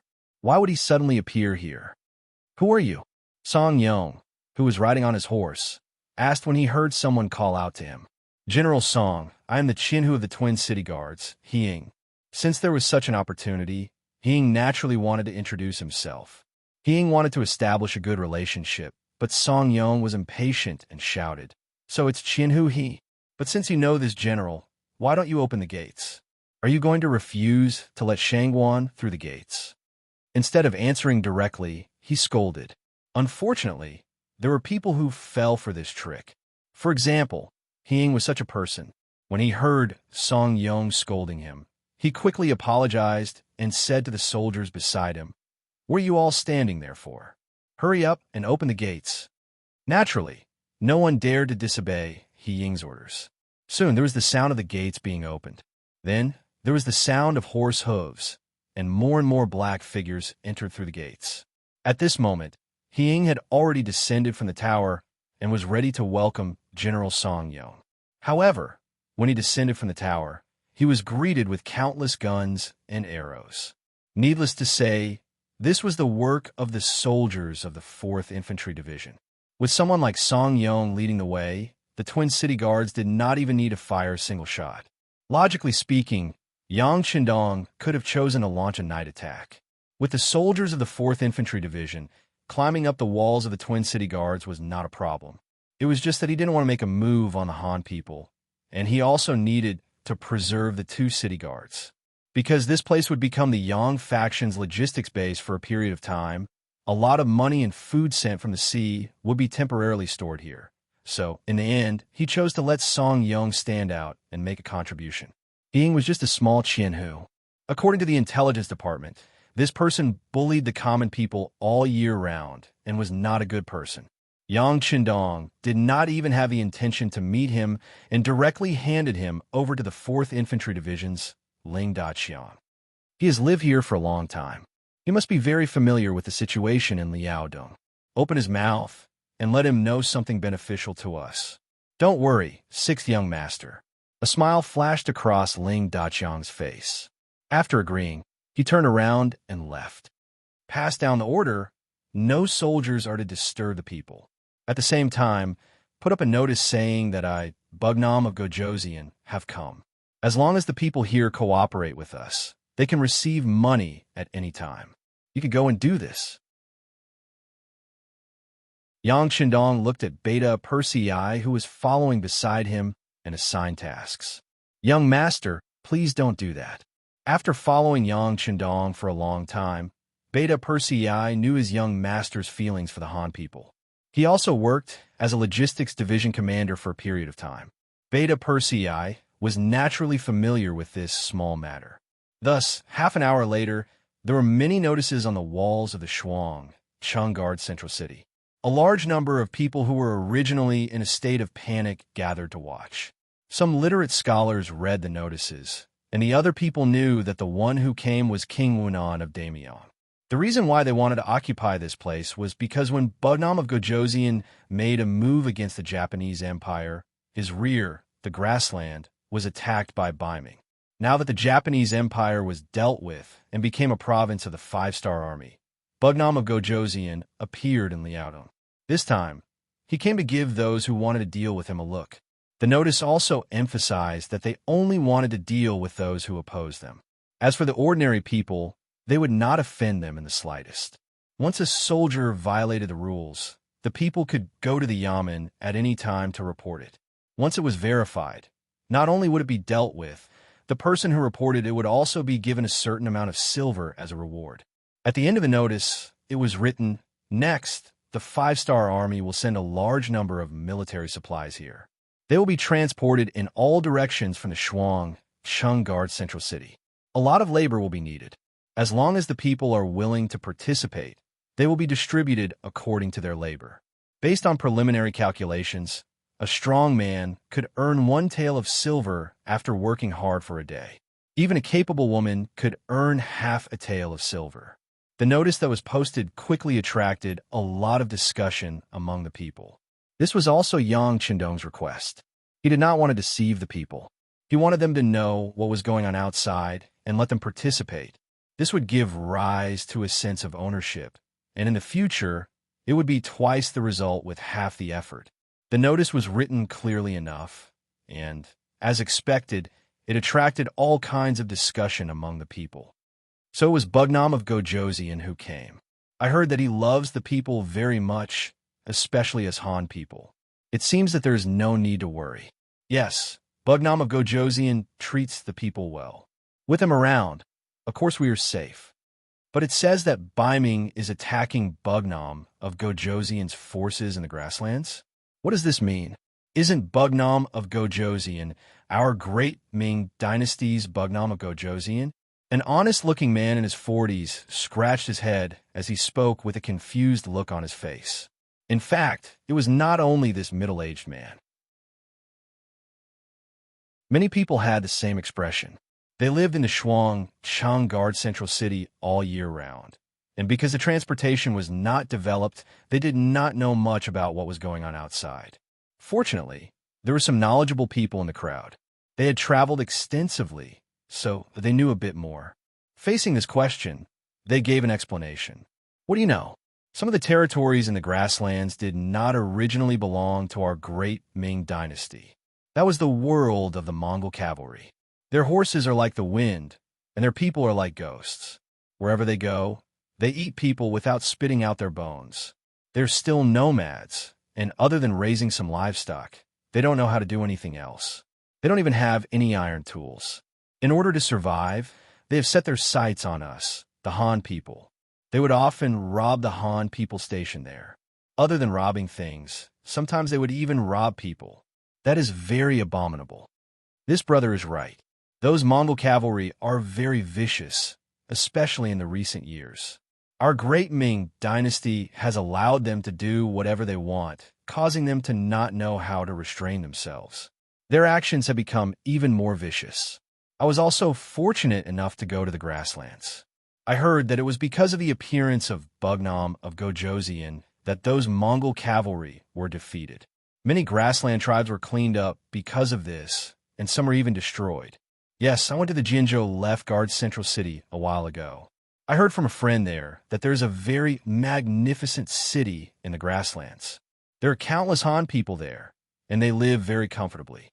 That was built by Bugnam of Gojoseon. That friend also said that since Bugnam of Gojoseon was in the grasslands, the safety of the Han people was guaranteed. Who knows how many people there have worshipped Bugnam of Gojoseon in their homes, saying that they are thanking him. The few people spoke one after another and quickly told the story to everyone. Most of the Han people who did not know all of this before now knew that Bugnam of Gojoseon was actually so powerful. However, a problem appeared. An old scholar who was literate but had never traveled far asked with a puzzled expression, "Since Bugnam of Gojoseon is so powerful in the grasslands and has done so many things for our Han people, why is the Beiming imperial court looking for trouble with him?" Chapter 1136. Seeing that it was the old scholar who spoke, someone at the side laughed. As expected of a scholar. Don't tell me you think that everyone in the world is a good person just because the books are all good people. Don't you know the phrase, "a great achievement alters the emperor"? That's right. Bugnam of Gojoseon is so powerful and powerful. How could he not alert the emperor? It's normal for him to take action to suppress them. Haven't all emperors been the same since ancient times? It's a pity that they chose Bugnam of Gojoseon to fight against the Japanese Empire. That's not right. No matter what, Bugnam of Gojoseon took care of the Japanese Empire for the good of the people. Xuanqing wasn't very far from the sea. They were lucky enough to see the appearance of the Japanese bandits a few times. Although the Japanese didn't dare to really attack Beiming with their military strength at that time, they could still attack the periphery. After all, their navy was stronger than Beiming. It could be said that many of the people of Xuanqing had suffered losses at the hands of the pirates. Now that they heard that Bugnam of Gojoseon had completely taken care of them, how could they not be happy? Discussions rose and fell like this. Some things that they did not know before were explained by everyone. Most of the people now understood. They also knew that Bugnam of Gojoseon sent out his troops because he was bullied. Furthermore, Bugnam of Gojoseon treated the Han people very well. After a round of discussion, they finally came to a conclusion. First, there was no need to panic. As long as they did not do anything extreme, Bugnam of Gojoseon would not do anything to them. Second, Bugnam of Gojoseon was in urgent need of labor. If anyone had the idea, they could give it a try. Even if they did not get paid in the end, they would only have wasted a day's effort. It was not a big loss. The people did not necessarily know right from wrong. Their knowledge was limited, and they did not care as much about the ownership of the imperial power as those who benefited from it. Just like what the commoners often said, no matter who became the emperor, they would still be them. There would not be any changes, not to mention a border city like the Twin Cities Guard. It was impossible for the emperor to come here in his lifetime. He had never even seen it, so how could he talk about feelings? What the commoners really cared about was the benefits that they could obtain. Since the five-star army's notice said that as long as they worked for them, they would be able to receive money, and the remuneration was so high. Why not give it a try? Some of the commoners thought so, but others shook their heads and walked away. Since ancient times, it was impossible to take advantage of the royal family while working for them. Not to mention one tael of silver a day Even if it was 2 maces of silver a day, it would still be impossible. Would those officials and soldiers be so kind? Slowly, the crowd dispersed. Most of them were returning home, and only a few of them were heading towards the barracks. All of this fell into the eyes of Longwei, who was observing everything from afar. When Longwei saw it, the matter naturally reached Yang Qindong's ears, and he laughed heartily in response. Good, it's done. As long as one commoner is willing to try, there won't be any problems. Shan Yang's reform had gained the trust of the commoners by standing on a tree as a sign. Now, without standing on a tree as a sign, the commoners were willing to give it a try. How could it not work? Once they returned home with the silver, presumably the city would explode. Considering that the Twin Cities Guard was too small, Yang Qindong did not arrange for people to guide public opinion. If a stranger suddenly appeared, not only would their words not be believed, but it would also arouse everyone's vigilance. As a result, he let things develop naturally. Even if no one believed what the notice said, he would still use the method of standing on a tree as a sign to gain everyone's trust. Now, it seemed that there were still some daring people who were willing to try. There was no reason for the matter to not work. This was also the reason why Yang Qindong had set the reward so high. It must be known that in a place like the Twin Cities Guard, 1 tael of silver could do a lot of things. Striking while the iron was hot, and letting the commoners drink with the golden and silver cups, Yang Qindong said to Longwei Badojiang, "Pass down the order. The soldiers who don't need to be trained will enter the homes of the commoners in the city and chop firewood and water for them. If they can do anything, inform Beta Persei to get some food for them." It was now the 3rd month of spring. In the south, it was already spring and flowers were blooming, but in the north, especially in the Liaodong region, the weather was still very cold. At night, it was common for the temperature to be 10 degrees below zero. From time to time, there would be heavy snow, as if to tell the commoners that winter was not completely over. For example, at noon today, it snowed. Although it was not very heavy, the streets and the courtyards of the commoners' homes were still covered with a layer of white. This gave the 5-star army a chance to show off. For a time, their figures were everywhere in the city. In the commoners' courtyards, the snow on the streets of the city was quickly swept away, revealing the originally black ground. At night, the commoners who had worked hard for most of the day walked out of the barracks with smiles on their faces. They did not show the slightest bit of exhaustion from working hard for the day. After working for most of the day, many of them had less than 1 tael of silver in their hands. This was because they did not work for a day. If they went early in the morning, they would definitely be able to earn 1 tael of silver. More importantly, working in the barracks, they were even provided with lunch. Although it was not very nutritious, just being able to fill their stomachs was enough. This already made them very satisfied. It was not an exaggeration to say that it was like New Year's.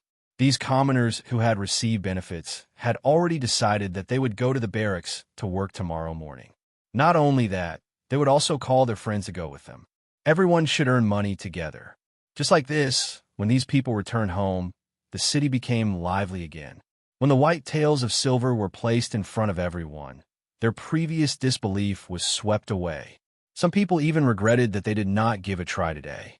Of course, most of them had already decided that they would go to the barracks tomorrow morning. Not to mention 1 tael of silver a day, even half a tael a day, was an extremely good thing. Since ancient times, there have been many ways to buy people's hearts, but there were not many that were as simple and straightforward as Yang Qindong's. History had already proven that as long as you were good to the commoners, they would recognize you. It was not impossible for them to even work for you. Just like now, the soldiers worked for the commoners, and the commoners worked for the barracks. In turn, they also received money. Who would object? The Twin City Guards, who had originally been somewhat nervous because of the city being occupied, quickly calmed down. Not only did they restore their previous order, but everyone was still beaming with joy. They were not affected at all by the fact that winter had not yet left and the weather was still cold. Their smiles seemed to be able to melt the snow. Taking down the Twin City Guards was only the first step in Yang Qindong's military operation to occupy the entire Liaodong region. Next, his gaze fell on the Ymir River Guards in the northeast. It was still the same. Song Yong took the lead and came at night. As long as the city gate was opened, everything would be much simpler. All of this was thanks to the Great Ming's official hierarchy. In front of a superior, a lower official generally did not have any authority to speak. As the commander of 50,000 naval troops, Song Yong's position in the military was not low. At least in the entire Liaodong region, there were very few people who could be higher than him.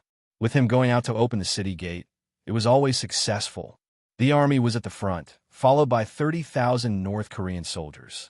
Behind them, the commoners of Twin City drove carriages and were responsible for logistics. This reduced the pressure on the army, allowing them to fight forward wholeheartedly. They did not have to think about other things at all. Naturally, they were able to do things with twice the result with half the effort. Yang Shandong's plan went very smoothly. The new army, Suhi, did not hold them back. As soon as they appeared, they quickly took down the defenseless Ajulan guards and Tun guards. Then, they went straight for the Fuyu guards. There was no such thing as an airtight pants. Although the new army's movements were very fast, because of the heavy snow, the war horses could not display their usual strength. In the end, a portion of the enemy managed to escape. Then, the news spread. The nearby guards finally knew that the 5-star army had appeared in the Liaodong region. When the commander of the Jianzhou left guards, Chen Dula, received the news that the 5-star army had appeared in the Liaodong region, he turned pale with fright. This was a sudden situation that he did not expect at all. He ordered people to ask for help from the Beiming imperial court while he began to prepare his troops for war. The former Jianzhou left guards had been taught a good lesson by Yang Shandong. The former commander Liang Xian and the former commander Tang Long Tian had both died at the hands of the 5-star army. Naturally, he, who had suffered a loss before, was cautious and prepared for battle. He knew the valiant fighting strength of the 5-star army and had seen it more than once. Chen Dula still had lingering fear in his heart. He was even considering whether or not it was better to directly defend the city. However, the newly appointed commander Tong Long did not think this way. Just by hearing his name, Tong Long knew that he was not a Han person. Instead, he was a combination of the Nuzin clan and Han people. Because of his bloodline, he had shown that he was good at fighting since he was young. After he grew up, he worked hard to perform well. In addition to his family support, he finally obtained the position of Commander Tong Long. This was a secondary grade 3 military official. Furthermore, Tong Long was still young, not even 30 years old. It could be said that his future was limitless. However, the bad thing was that the position of an official in the Great Ming Dynasty depended on seniority. So what if you were capable? Being young was your biggest weakness. Unless you could make a great contribution, you would have to wait if you wanted to be promoted. Some people could even wait for a few years, a decade, or a lifetime. Of course, the young Tong Long did not want to wait any longer. He urgently needed to prove himself. Originally, he was thinking about whether or not he should sign up for the Liaodong Iron Cavalry. After all, that army was now unhindered in the grassland. It was said that even the powerful 5-star army was suppressed in the first city and did not dare to move. An army like this was the place where hot-blooded soldiers like him could realize their ambitions. However, before he could make any decision, the 5-star army actually appeared in the Liaodong region.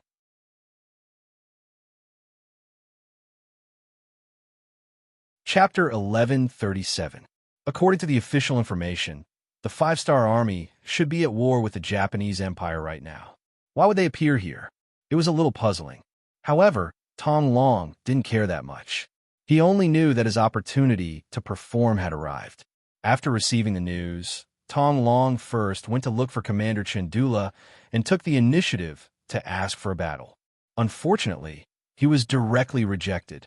The reason given by Chen Dula was that it wasn't the right time to send troops because they couldn't figure out the actual situation of the 5-star army.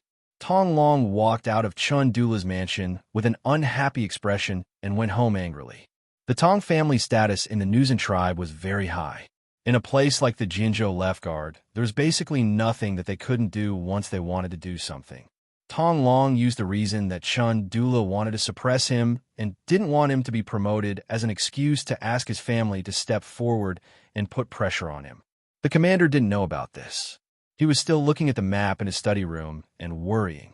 Honestly speaking, Chun Dula really didn't have the intention to suppress Tong Long. Stopping him from sending troops was really for Tong Long's sake. He had dealt with the five-star army before and knew how powerful they were. He still remembered how overbearing the five-star army was when they wanted to open up a transportation route from here. The army was waiting outside for the nearby guards to attack. But no matter who went, didn't they not gain the slightest advantage? Such a powerful opponent wasn't someone that could be easily defeated. Without absolute confidence, it was best to bide one's time and preserve one's strength. The kind-hearted Chun Dula wanted to preserve his strength. However, the Tong family's strength was really too great. In the afternoon, the influential people in the city came one after another to put pressure on him. These people had a certain amount of prestige in the city. If it was only one or two of them, he wouldn't be afraid. However, with so many of them coming together, even the commander couldn't handle it. He had no choice but to agree to Tong Long's request to send troops. However, he stated that he could only bring 2,000 troops and wanted to test the opponent's strength first. Commander Chindula only gave 2,000 cavalrymen, but Tong Long didn't think much of it. In his opinion, quality was more important than quantity. Therefore, he gladly accepted it. He also used his family's connections to find the men of the Nuzan tribe and gathered another 1,000 men. He even gave them war horses. In this way, 3,000 cavalrymen was already a strong force. After preparing for a day with 3,000 cavalrymen, Tong Long left Jian Province's left guard city on the third day and headed north. He wanted to find a five-star army and give them a head-on blow. He wanted to let them know that there was still a fierce general like him in Liaodong. The last few times the five-star army appeared here, Tong Long wasn't there. Instead, he was sent by his family to Beiming to study Confucianism. The Nuzan tribe had good foresight. They knew what it meant to learn from others' strengths to make up for their weaknesses. They also knew what it meant to do as the Romans did. If they wanted to live more comfortably under the rule of the great Ming dynasty and have more power, they had to learn what they liked. It was precisely because he wasn't in Liaodong at that time that all the things about the five-star army were just legends. As the saying goes, seeing is believing. Naturally, Tong Long wasn't afraid of anyone. What he didn't know was that from the moment he walked out of Jian Province's left guard city with 3,000 cavalrymen, his every move was under the eyes of the 1st Cavalry Division. After Tian, who received the order from Yang Chendong, he immediately sent out scouts to watch every Beiming guard city in this area. For a big city like Jian Province's left guard city, its geographical location was so crucial and important. Of course, they wouldn't miss it. There were more than 10 scouts outside the city. They were responsible for watching the 4 city gates. Once they made a move, they could immediately report it to the division headquarters. When Tong Long came out with 3,000 cavalrymen, such a mighty formation naturally couldn't escape the eyes of those who were observant. The news was quickly sent to the division commander, Tian Hu. At the foot of an unknown mountain, the division headquarters of the 1st Cavalry Division was built here. What was different from the past was that this time, the mission they received was to stop the enemy. This required them to remain still. Only when they saw the enemy move out would they be able to go out and fight. Therefore, the world's 1st Cavalry Division, which had always been roaming around, had built a temporary division headquarters. It was rare for them to rest and also be used for command. When the news came that 3,000 Beiming cavalrymen had walked out of Jian Province's left guard city, Tian Hu came to the prepared sand table and asked the division headquarters staff officer, which regiment is the closest to Jian Province's left guard city? Division commander, the 4th Regiment is stationed nearby. The staff officer, who knew the division situation like the back of his hand, gave the answer immediately. When Tian Hu heard this, he nodded his head in satisfaction and ordered, "Give the order to Commander by Shuang of the 4th Regiment. Tell him to take down this cavalry and make the formation bigger. Let the other guards see that our 5-star army is not to be trifled with." Bai Shuang, who was born in the Baiming capital's Yang Family Academy, was one of Yang Qindong's favorite students. He was chosen by Yang Qindong because of his proficiency in both civil and martial arts. After a period of training in the army, he was transferred to the 1st Cavalry Division as the commander of the 4th Regiment. Although he was Yang Qindong's student, he was still too young. Many people didn't understand why he was appointed. There were many battle sequences in the 5-star army. If it was just for promotion, then he could have gone to any army. Why did he have to go to the world's 1st Cavalry Division? One had to know that this was the cavalry that could fight the best. They could go to the front lines at any time and fight the enemy with their lives. In this kind of army, if one didn't have real strength, relying on one's background wouldn't work. Bai Shuang still came and became the commander. At that time, many people didn't think well of this matter. However, when he started to carry out his duties as the commander, Bai Shuang's performance blinded many people. Not only did he perfectly complete the tasks given by the division headquarters in every battle, but he also did it at a very small cost. Just like that, the 4th Regiment commander Bai Shuang was accepted by everyone and became the backbone of the 1st Cavalry Division. Now that the 1st Cavalry Division's first battle in the Liaodong region was handed over to Bai Shuang, who was proficient in both civil and martial arts, Tian, who was completely at ease. Now he just had to wait for the other party to report back. Soon, the order was sent to Bai Shuang through the scouts. When he saw the military order, he immediately ordered the 4th Regiment to gather. At the same time, he sent out scouts to find out the movements of the 3,000 enemy cavalry and the situation of the commander. Yang Qindong had said more than once that only by knowing yourself and the enemy could you fight every battle well. He also said that the commander of an army was extremely important. He often represented the character and fighting strength of an army. If done well, a fierce tiger leading a group of mountain goats could even defeat a group of tigers led by a mountain goat. Tactically, the enemy was valued. Strategically, the enemy was despised. It was about making all the necessary preparations before a battle.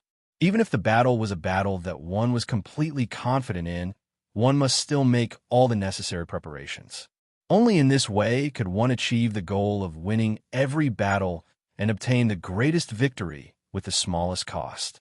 Bai Shuang, who admired Yang Qindong very much, naturally regarded these words as the truth. In fact, he had always done this. Before every battle, he would do his best to understand the situation of the opponent.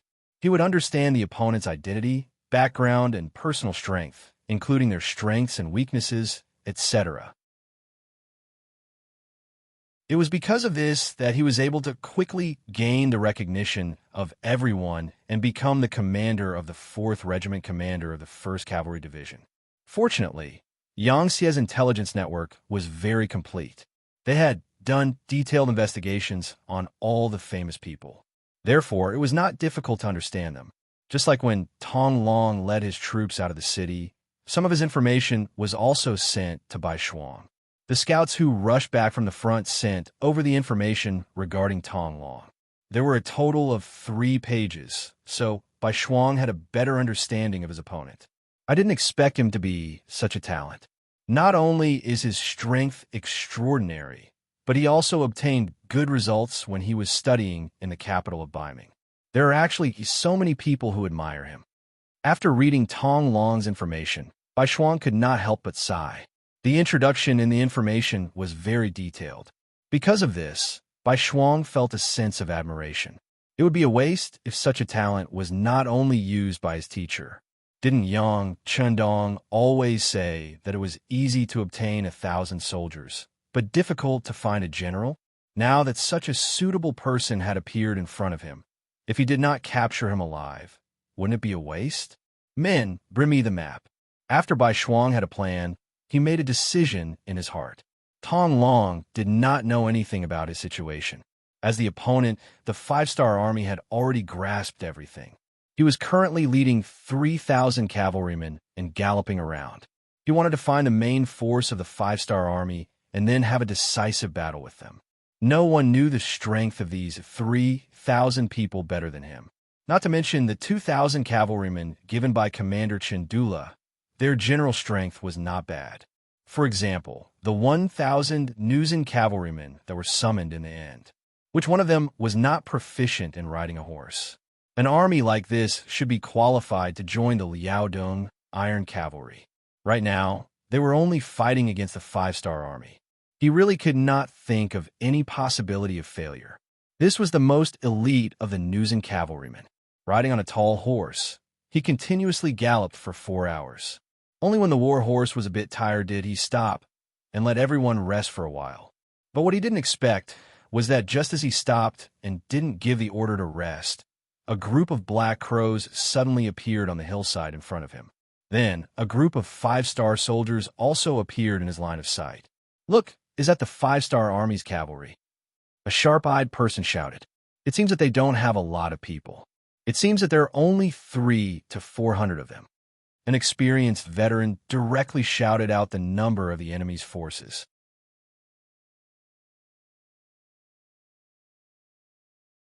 Chapter 1138. There is no doubt that the 5-star army was a 5-star army, and they only had 300 to 400 soldiers. At this moment, how could Tong Long be courteous? Joy flashed across his eyes, and he shouted loudly, "Brothers, our chance to make a contribution is here. Charge with me." "Charge!" The 3,000 cavalry shouted at the same time. Their momentum was extremely shocking. When the iron hooves stomped on the ground, the earth trembled. The 3,000 cavalrymen that rushed over attracted the attention of the hundreds of 5-star soldiers that appeared on the hillside. When they saw the enemy charging over menacingly, they only hesitated for a few breaths before turning around and fleeing. It was obvious that they could see that the strength of both sides was not equal. Under such circumstances, it was not a wise decision to fight. Just like this, one side ran in front while the other chased from behind. The two sides chased after each other. One side desperately tried to escape from the misfortune of being caught, while the other desperately tried to make a contribution. On this piece of land, more than 6 hours had passed as they chased after each other. The sky gradually darkened. The 3,000 cavalry from Liaodong were tired after running for an entire day. Seeing that the distance between them and the enemy hadn't closed by a bit, many people advised Tong Long to rest. The general idea was that since they couldn't catch up, it was better to have a good rest. Their brothers were too tired. Although Tong Long really wanted to establish this merit, he was also clear that it would be very difficult to achieve his goal by chasing after them like this. Although he was a bit unhappy, his rationality won over his emotions. In the end, he gave the order for the army to rest. However, he didn't give up and arranged for a few dozen scouts to continue the chase. He believed that if he was tired, the 5-star army wouldn't be any better. This idea was not wrong. When Tong Long and the others had just rested for less than an hour, the scouts rushed back and said that the 5-star corps that they were chasing had stopped after seeing that there was no one chasing after them. They were resting on the main road that was 10 miles ahead. They really are tired. Hearing the scouts' report, Tong Long immediately became spirited. He immediately ordered everyone to stop resting and chase after the enemy. They had only rested for a short period of time. Many people only had the opportunity to drink some water and eat some dry rations. They hadn't officially rested yet. However, no one dared to disobey Tong Long's orders. All of them fell into the trap and continued on their way under the guidance of the scouts. After running for 5 kilometers, they saw a wide, flat road in front of them. Several hundred 5-star army soldiers were resting. It was a pity that their appearance had the effect of startling the enemy. When the two sides were still 4 miles apart, the 5-star army began to flee once again. Chase! Tong Long didn't want to give up just like that, so he continued to spur his horse. Just like that, after a day of rushing, the chase continued for an entire night. Both sides didn't stop to rest, but as a result, their spirits dropped quite a bit. The sky began to brighten, and the 5-star army could be seen more clearly. However, they were still 4 li away, and it was truly hopeless. "General, let's take a break. If we continue to chase like this, I'm afraid we'll never be able to catch up." One of the Baihu who sensed that his warhorse's fur was soaked through couldn't help but speak up. With someone taking the lead, very quickly, more and more voices echoed out.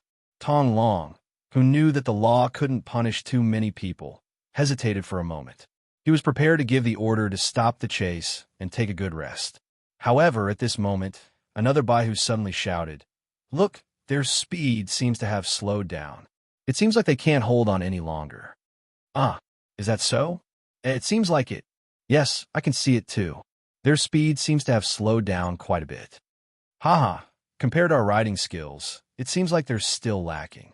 At this moment, all sorts of discussions began to spread. This was equivalent to giving Tong Long a shot of confidence. He immediately laughed and said, "Good. Victory is right in front of us. We can't give up. Now is the time to compete with our willpower. Whoever can persevere the most, victory will belong to them. Everyone, charge with me." Another chase began. Just as everyone wished, the distance between the two sides increased from 4 li to 3 li. At the closest point, it was almost 2 li. If it wasn't for the fact that the 5-star army knew that once they were caught, they would definitely be dead, and had unleashed their potential several times to increase their speed, they would have been caught by now. After a day and a night, it was another day. It wasn't until the afternoon when the sun was about to set that the chasing group arrived at the side of a large mountain. At this point, no matter if they were running or chasing, they had all given it their all. If it wasn't for that trace of willpower still causing trouble, everyone would have stopped long ago. Even so, half of the 3,000 Liaodong cavalrymen had already slowed down. Some of them were even swaying on their horses. It seemed like they would fall asleep as soon as the order to rest was given. Tock, tock, tock, tock, tock, tock. Under the setting sun, the sound of armored horses galloping could be heard from the quiet mountain, causing snowflakes to fall from the branches of the trees on the mountain. When Tong Long saw all of this, he turned pale with fright. This kind of sound, this kind of effect, it must be a new cavalry group. If it was his allies, then it would be fine. But if it was the 5-star army, then they would really be in danger. If there were more of them, then these 3,000 people would be thrown here. Sometimes, the more one was afraid of something, the more likely it would happen. Just as Tong Long placed his hopes on the sudden arrival of the cavalry, the bright red flag of the 5-star army appeared. There were at least 1,000 of them, and they were neat and orderly in formation. With one look, one could tell that they were an iron army that had been honing their strength for a long time. Needless to say, they were the soldiers of the 1st Cavalry Division's 4th Regiment. Even the 400 cavalrymen that had been running before were part of them. When they saw the main force arrive, the 5th Battalion commander who was in charge of luring the enemy chuckled. He stood at attention at the front of the group and said, reporting to regiment commander, the 5th Battalion successfully completed the mission of sneaking away from the enemy. They said sneaking away from the enemy and not luring them. This in itself already showed that they did it on purpose. Very good.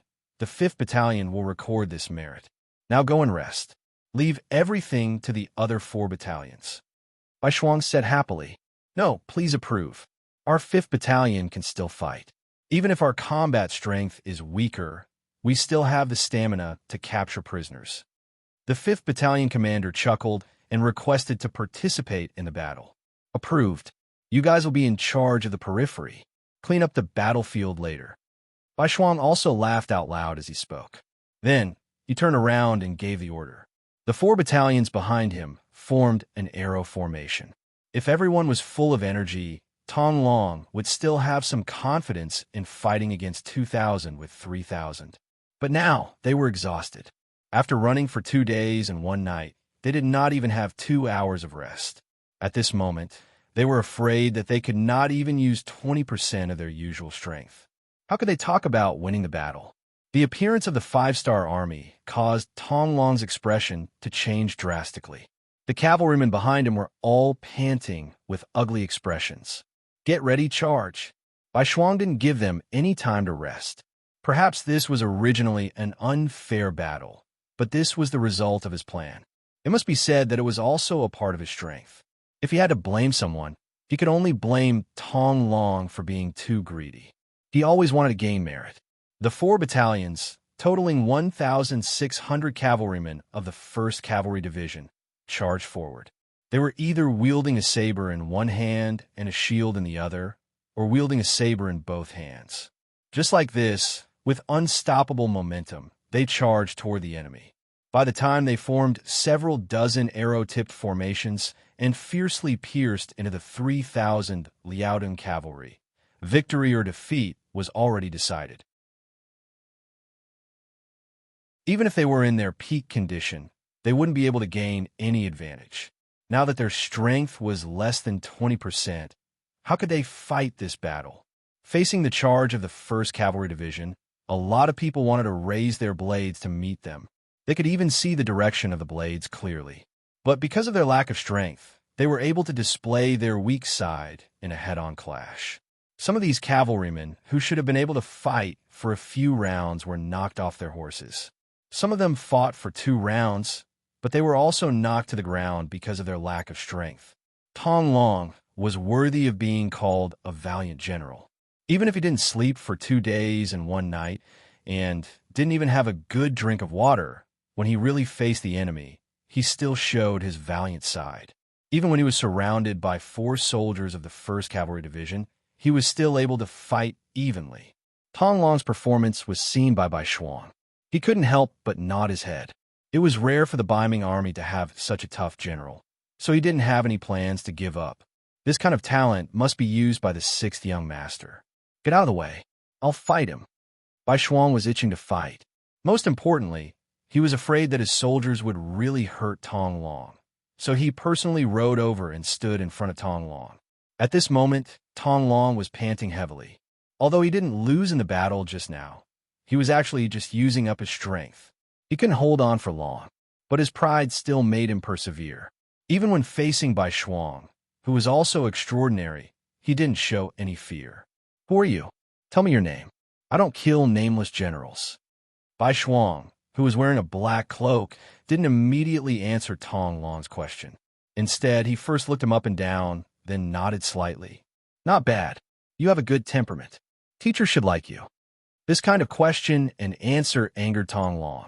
He was an existence that could call the wind and summon the rain in the Jian province left guard. Who would dare to look at him like this? It was as if they were admiring an object. This also made him very angry as he said, "Who are you? Tell me your name, and I will not kill you."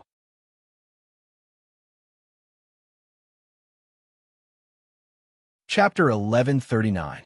All right, my name is Bai Shuang. I am the commander of the 4th Regiment of the 1st Cavalry Division. If you surrender now, you can still live. Otherwise, I'm afraid that this day next year will be the anniversary of your death. Bai Shuang did as the other party wished and reported his name. Then, he looked at the other party with interest. If this person surrendered now, although he could still live, he would definitely be at a disadvantage. Tong Long, who was already somewhat exhausted, would naturally not be frightened by Bai Shuang's words. His expression was cold as he said, "Stop talking nonsense. How can a man surrender to others? If you have the ability, then kill me. If you don't, then be killed by me. Take this." Tong Long knew that his stamina could not hold on for much longer.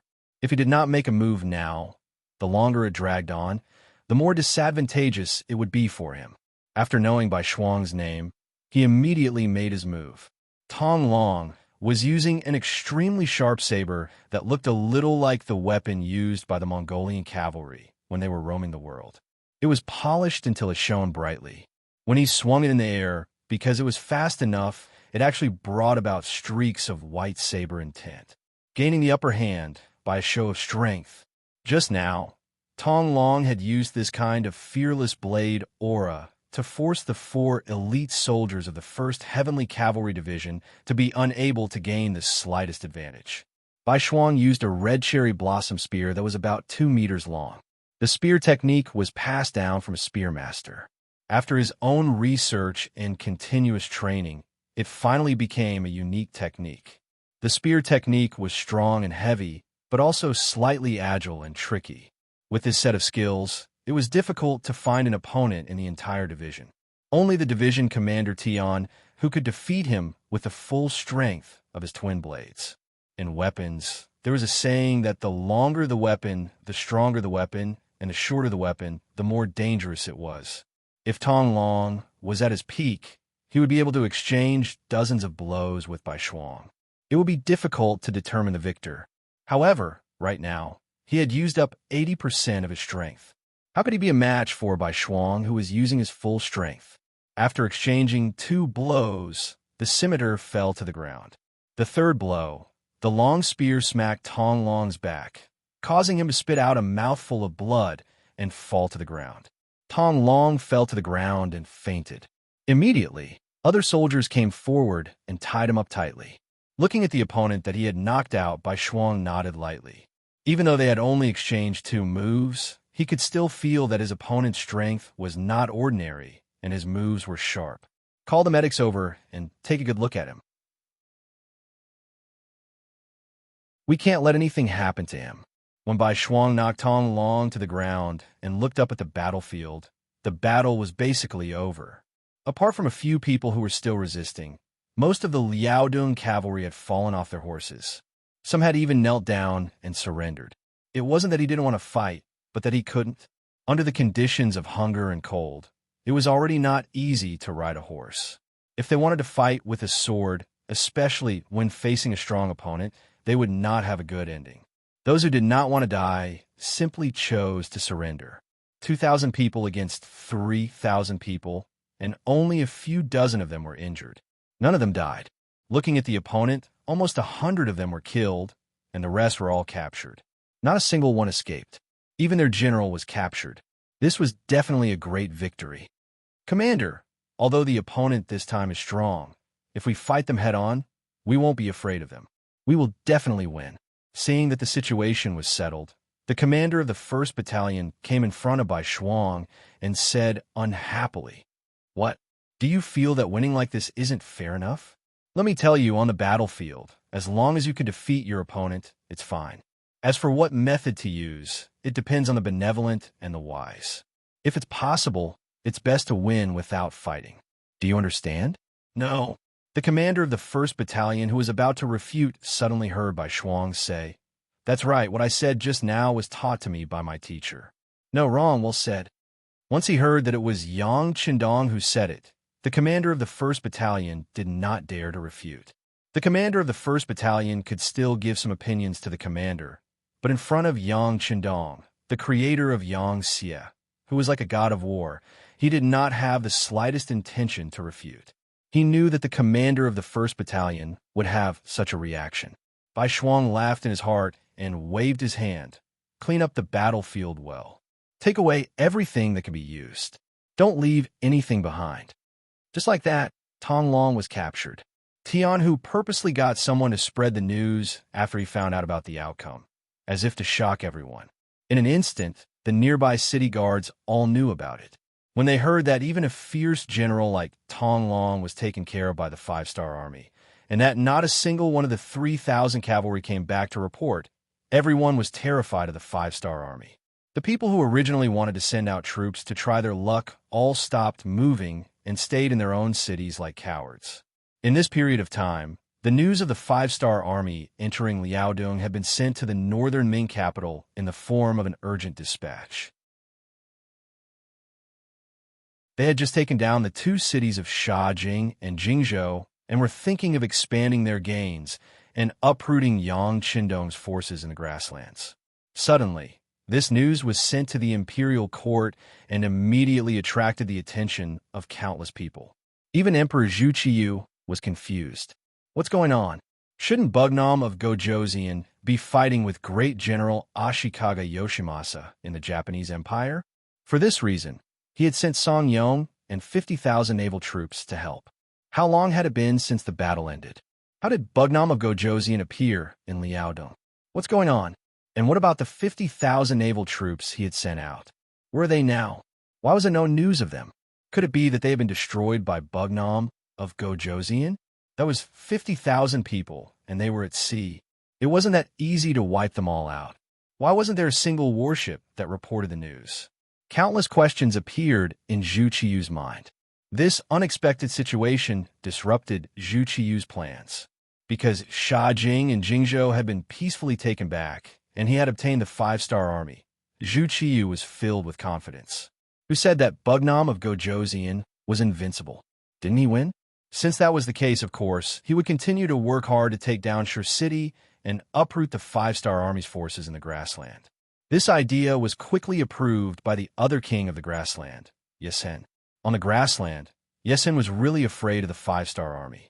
At least, every battle ended with his defeat. If he could destroy the five-star army and replace it with Baiming, it would be great. He believed that it wouldn't be long before he could still be a king. Therefore, Zhu Qiyu didn't have to spend much effort to reach an alliance with Yesen. The two sides agreed that one side would send out 400,000 troops, and the other side would send out 200,000 troops. They would definitely take down Shur City with high walls and drive Yangxia's forces out of this area. Both sides were mobilizing their troops. After all, it involved an army of 600,000. Just the preparation of food and drink would take some time, not to mention the military supplies. Unexpectedly, something happened in Liaodong so quickly. If it was in the past, Zhu Qiyu wouldn't panic even if Liaodong's predecessor, Newer Gandusi, was attacked. After all, it was a bitter and cold place in his opinion. Other than being able to ensure the safety of the northern territory, it had no other use. However, it was different now. He had 70,000 Liaodong cavalrymen. They had now become the most elite existence in the Baiming army. They could even scare off the five-star army. How could such a powerful army, the headquarters of such a powerful army, a place where countless brave warriors could be produced, how could they just watch as it was lost? He couldn't lose Liaodong, and he couldn't let Yang Qindong use this opportunity to open a supply route. Zhu Qiyu immediately ordered a court meeting. He wanted to gather all the officials to discuss a solution to the problem. For this court assembly, in order to achieve the effect of everyone working together, Zhu Qiyu specially allowed all fourth-ranked officials and above to participate. The same went for fourth-ranked generals. In order to maintain balance in the Great Ming Dynasty, the status of the generals was usually not very high. Most of them were even regarded as boorish. Sometimes, even a second-ranked general status was not as high as a fourth-ranked civil official's. Usually, during the court meeting, there were even fewer opportunities for the generals to participate. This time, Zhu Qiyu intended to raise the status of the generals. From this point alone, it could be seen that Zhu Qiyu was really anxious. The expansion of the court assembly this time had indeed attracted many officials to participate.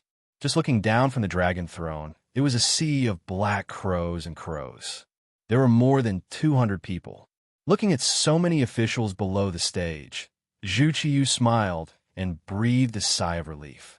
He didn't believe that with so many talented people, he wouldn't be able to defeat a small Bugnam of Gojoseon. In his joy, Zhu Qiyu looked at Jining, who was standing to the side, and nodded. The court meeting began. There was no need to talk about the topic. Those who were able to appear here naturally knew what was going on. Thus, from the beginning of the court meeting, there were officials who continuously gave suggestions. Each and every one of them spoke endlessly, as if each of them had thousands of ideas in their hearts.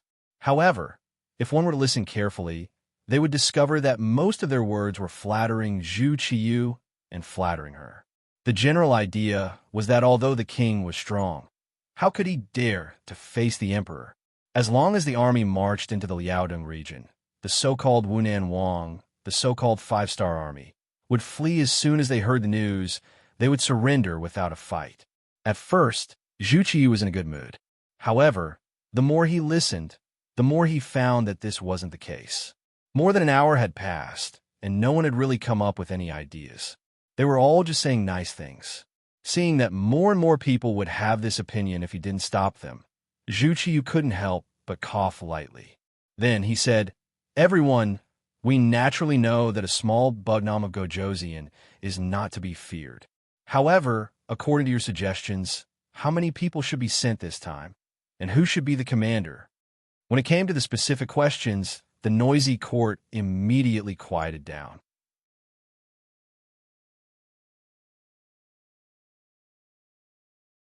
Chapter 1140. Most of the people who could come here were civil officials. They either relied on their writings or relied on their family's influence to get to their positions. Some even relied on some shady means to get to their positions. But no matter how they entered the court, most of them had a common characteristic, and that was that they could speak but not act. It was undeniable that Confucianism could indeed teach people to be good and change the wildness in a person's heart. There were also other benefits, but the drawbacks were equally obvious. Some things were too rule-abiding. After a long time, they would become complacent. It was like moving their mouths and talking. They dared to comment on anything. Some of them even dared to criticize the emperor. But when it came to practical matters, they really couldn't do it. This didn't mean that they didn't have the ability, but because when two sides fought, the other side wouldn't listen to you. If there was a disagreement, they would draw their swords. This wasn't something that these scholars who studied Confucianism could compare to. It was important for people to know their own limits. If they knew that they couldn't do something but still insisted on standing up, then it wasn't taking responsibility, but showing off. To put it bluntly, it was no different from courting death. It was just like the Tumu Fortress incident back then. How many civil officials of northern Ming had died? Among them, there were many who were truly talented. However, in the face of the ferocious Walla cavalry, were their eloquent tongues really of any use? No. After the previous incident, the imperial court was much quieter this time. For a time, Zhu Qiu, who was originally full of hope, suddenly had an ugly expression. Just now, when everyone was talking so excitedly, he thought that they had already thought of a countermeasure. But now, it seemed that this wasn't the case at all. His gaze swept past the civil official group and naturally landed on the military general group, which had very few people.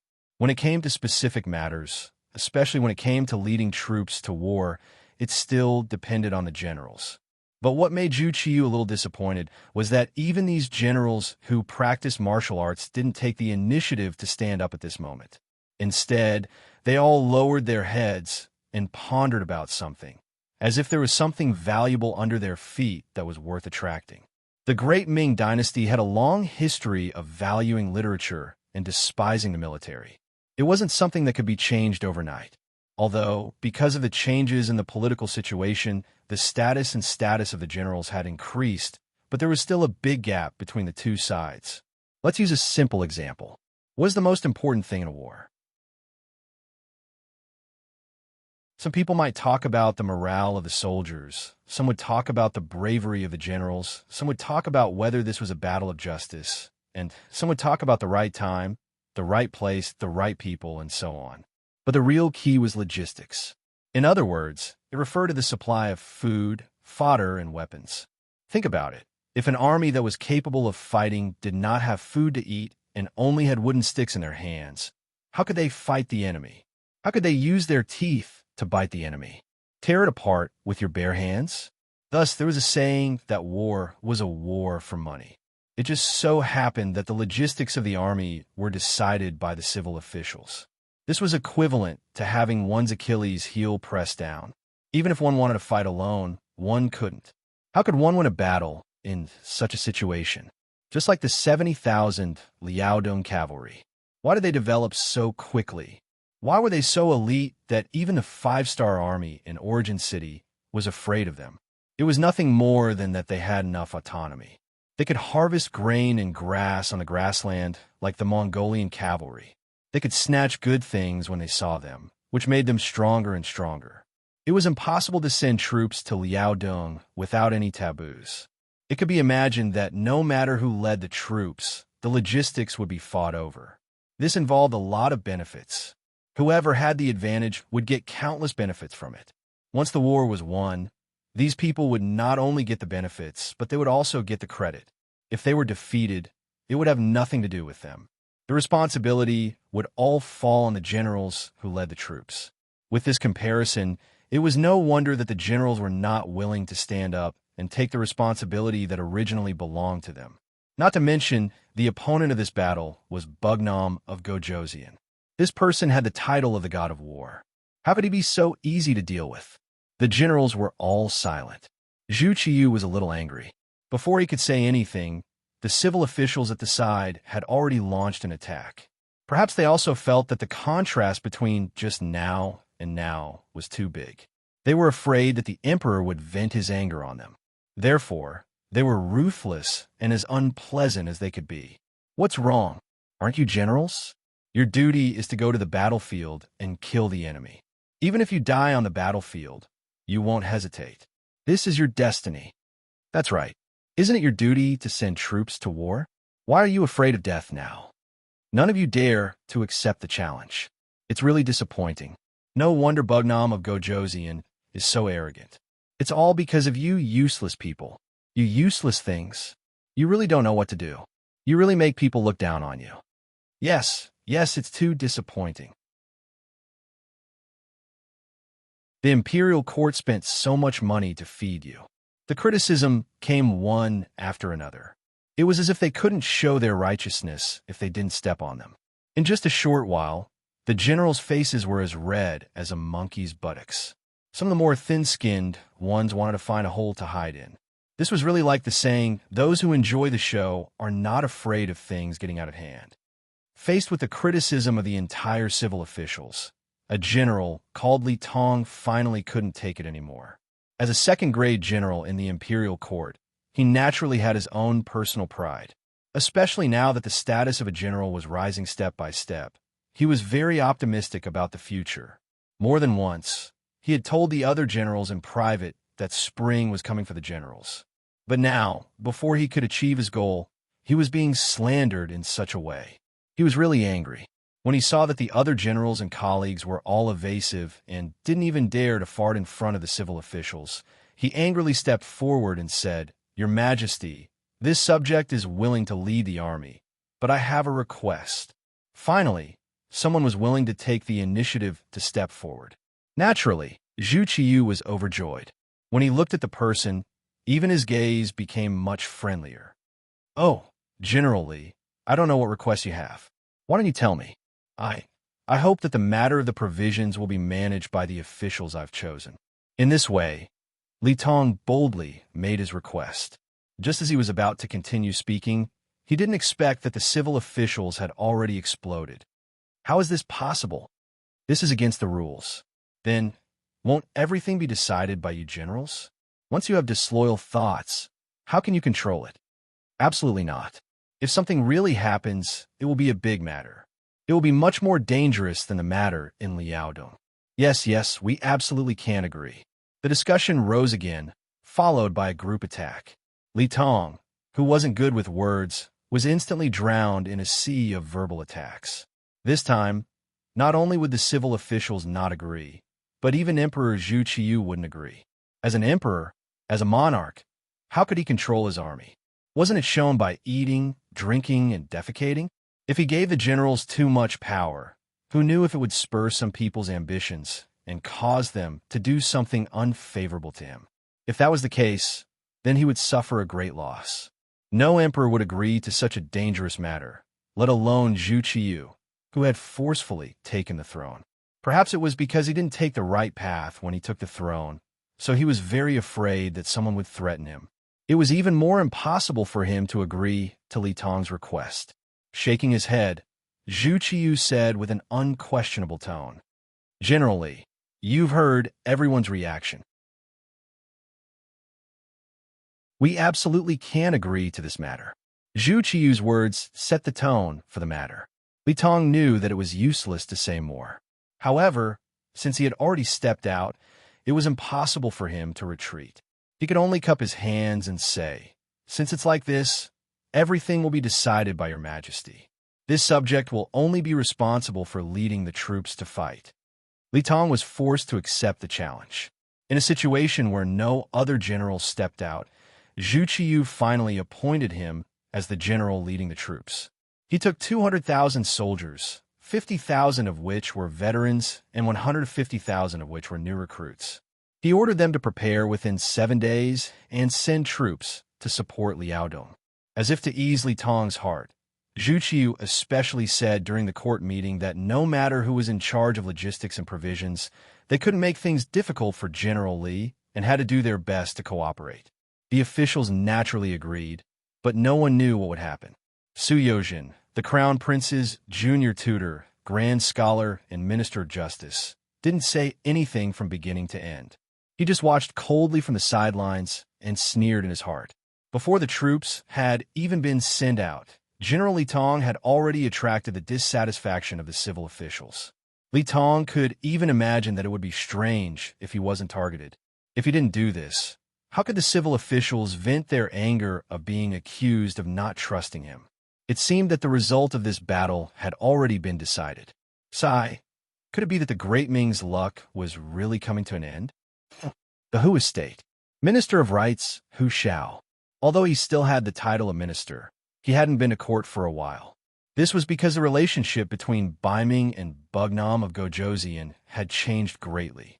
This made his position as Yang Qindong's father-in-law very awkward. In order to avoid unnecessary trouble and to avoid being targeted, Hu Xiao was sick and stayed at home. Not only that, but the other members of the Hu family were also ordered to stay at home and not go out. They had to be as low-key as possible.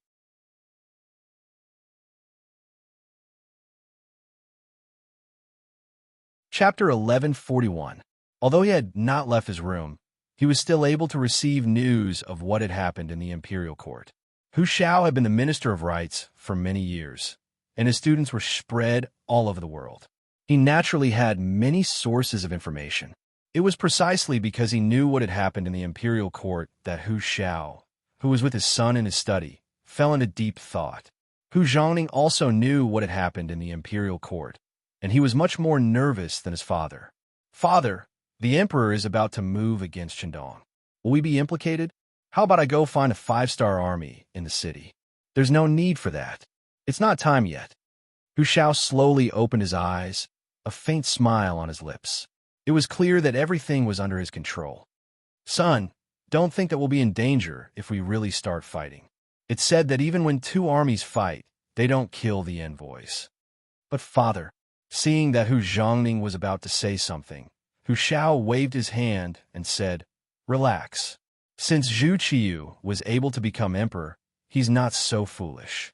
He's keenly aware that before he destroys Bugnam of Gojoseon, he won't be able to touch us. Otherwise, he doesn't even know what the consequences will be. On the contrary, the more victories Bugnam of Gojoseon wins on the front lines, the more apprehensive the emperor will be. Unless it's time for a life-and-death struggle, as long as we don't stir up trouble, nothing will happen." The older the ginger, the spicier it was. Hu Xiao was so confident not only because of his thorough analysis of the situation and his deep understanding of Zhu Qiyu's personality, but also because of 2 other reasons. First, Su Yozhin was in the imperial court. If something really did happen, he would definitely inform him. Second, Baiming had Yang Qindong's brothers and sisters in the capital. If even they were fine, how could he possibly be in danger? With these 2 reasons, Hu Xiao was naturally brimming with confidence. On the contrary, he was now worried about whether Yang Qindong could stop Baiming's army. If Yang Qindong was seriously injured or even destroyed, then, as his in-laws, they would be seen as accomplices. That would be the real danger. Not to mention that the Hu mansion was as calm as water. Yang Qindong, who was running amok in Liaodong, had telegraphed everything that happened there to him. Looking at the telegram sent by Wang Shan, Yang Qindong chuckled and said, 200,000?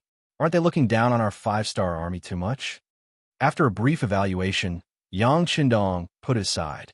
Obviously, he had already predicted that Baiming would send troops, so he wasn't surprised by what he had expected. His main focus was now on the next territory to be conquered, Galinwei. Ever since Yang Qindong brought Lung Si Shifu to the northern part of Liaodong, everything went smoothly. Besieging a city was as easy as entering an uninhabited land. In addition, the surrendered General Song Yong played a big role. Just like the previous Xishan guards, they didn't even fire a shot. Song Yong entered the city first to persuade them to surrender and occupied the city. More than 1,000 Ming soldiers and tens of thousands of Great Ming people were included in Yang Xie's territory. This time, to deal with Galinwei, Yang Qindong used the same trick. Song Yong volunteered to go first, and once they occupied the city, it was tantamount to opening the southwest gate of New Gandusi's headquarters. They weren't far from their goal. Young Master, High Sea Shifu, send a telegram. They have entered Kowu Island, Sakhalin Island in the future, along the waterway. After a fierce battle, they successfully occupied it. Beta Persei brought a telegram that he had just received to Yang Qindong's temporary tent. Good. When he heard the news, Yang Qindong couldn't help but laugh heartily. Kowu Island was occupied, which meant that Commander Song Quan had no way to retreat on the sea. He had to either fight with him or surrender. There was no third choice. As if confirming the saying good things come in pairs, not long after, Song Yong also rushed back. Along with him was Ge Linwei's Grand Qian Huze. Obviously, he had been persuaded, and this time, he was here to surrender. Similarly, it didn't take much effort to capture Ge Linwei. Yang Qindong was one step closer to achieving his goal of capturing Liaodong. Very good. Song Yong did well. Tell him that he will be heavily rewarded. When we completely capture Gandusi's headquarters, we will definitely reward him. Yang Qindong said with a smile. Although Song Yong was a surrendered general and his ability to fight was not very good, his eloquence was not bad. He was also a talent. Yang Qindong had already thought about it. After the war, he would send him to the Ministry of Foreign Affairs. He should be able to play a big role. After Ge Linwei was taken down, the next target would be the Fushan Guards, which was the Terlinwei Guard headquarters. Once they took down this place, they would be able to directly face the highest level of power in the Liaodong region. If they could take down this place without shedding any blood, it would be perfect. Beta Persei passed a message to Song Yong. Song Yong was naturally excited. He originally thought that he was just a surrendered general and would never have the chance to raise his head in this life. He didn't expect that he would be able to enter the eyes of Bugnam of Gojoseon. Thinking about his future, he decided to continue to make contributions. So after returning to the barracks to rest for a night, he continued to rush forward and went straight to Gandusi's headquarters. Yang Qindong led the army through Ge Linwei early the next morning. At this time, it was already May. The weather was getting warmer and warmer. After the snow melted, the speed of the army's advance was also a lot faster. 2 days later, Song Yong sent news that Gandusi's headquarters was already empty. Whether it was the soldiers or the people in the headquarters, they had all disappeared. They should have all gathered in Gandusi's headquarters. So Song Yong directly went to Gandusi's headquarters in the Liaodong region.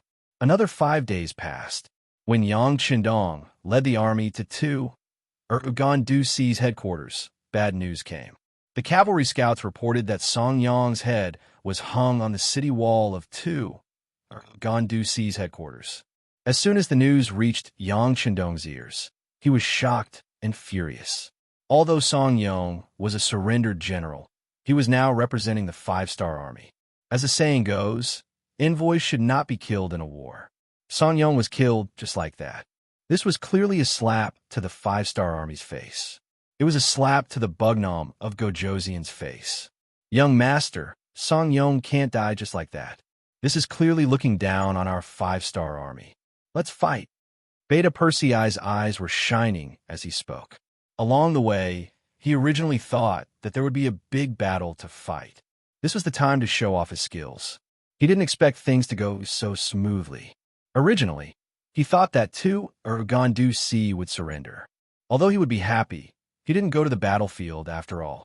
But now Song Yong was killed. This was clearly a demonstration by the Biming generals of Gandusi.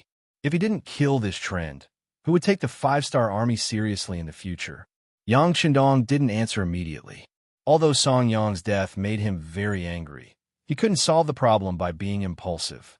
The most important thing now was to understand the situation in Gandusi. Only by understanding the other party's background would he be able to come up with the best strategy. Beta Persei, contact the intelligence personnel in Gandusi immediately. I want to know how many Biming army there are here and who killed Song Yong. Yes, young master. Beta Persei nodded and turned to leave. Yang Qindong's eyes were cold and angry. Someone actually dared to kill one of his men, and an envoy at that. He had to admit that some people were really bold. Since that was the case, he didn't mind being ruthless and using some cruel means to tell the world what would happen if they didn't follow the rules. The intelligence department acted very quickly. Yang San, the head of the security bureau, had already arranged a lot of people here, so the situation in the city quickly spread out. According to a centurion bribed by the security bureau, Song Yang's death was caused by Zhong Cheng, the commander of the city. The telegram described the whole process of Song Yang's death in detail.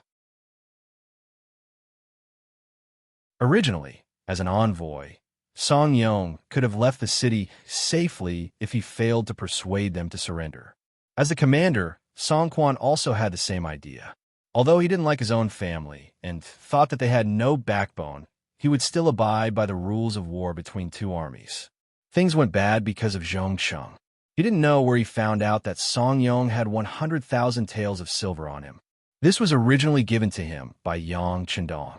If he succeeded in persuading Song Yang to surrender, this would be their way of expressing their sincerity. Logically speaking, if they didn't reach an agreement, Song Yang should have left the city and wouldn't have handed over the 100,000 taels of silver. But the greedy Zhong Cheng didn't care about this. He thought that since they were going to become enemies, it would be a waste if he didn't take the 100,000 taels. So he led the soldiers to stop Song Yang at the city gate and asked him to hand over the banknotes. Otherwise, he would die. After Song Yang was chosen by Yang Qindong, his whole person changed. He had a bright future, so of course he wouldn't hand over the banknotes and show his incompetence again. Considering that he was an envoy of the 5-star army, not only did he not hand over the banknotes, he also loudly reprimanded Zhong Cheng, making the soldiers at the city gate hear clearly. Being reprimanded in public like this, Zhong Cheng's face naturally didn't look good. In a rage, he swung his sword and chopped Song Quan. Naturally, the 100,000 taels of silver also fell into Zhong Cheng's pocket. This matter was seen by many people, so Zhong Cheng deliberately said that this was the fate of those who dared to surrender to the 5-star army. You're courting death. Yang Qindong's face was full of anger. He punched the sand table that was temporarily set up. With just one punch, the solid wood table was completely destroyed. Young master, calm down. This Zhong Cheng really deserves to die. The intelligence department also sent news that this person's reputation in the city isn't good, especially his greed and lust. That's known by everyone. Just counting the number of concubines, he has taken as many as 13 and even gave birth to 3 fat sons for him. His eldest son is already 12 years old and is now running amok in the city. I heard that he's even worse than his father. Beta Persei also said with a face full of anger.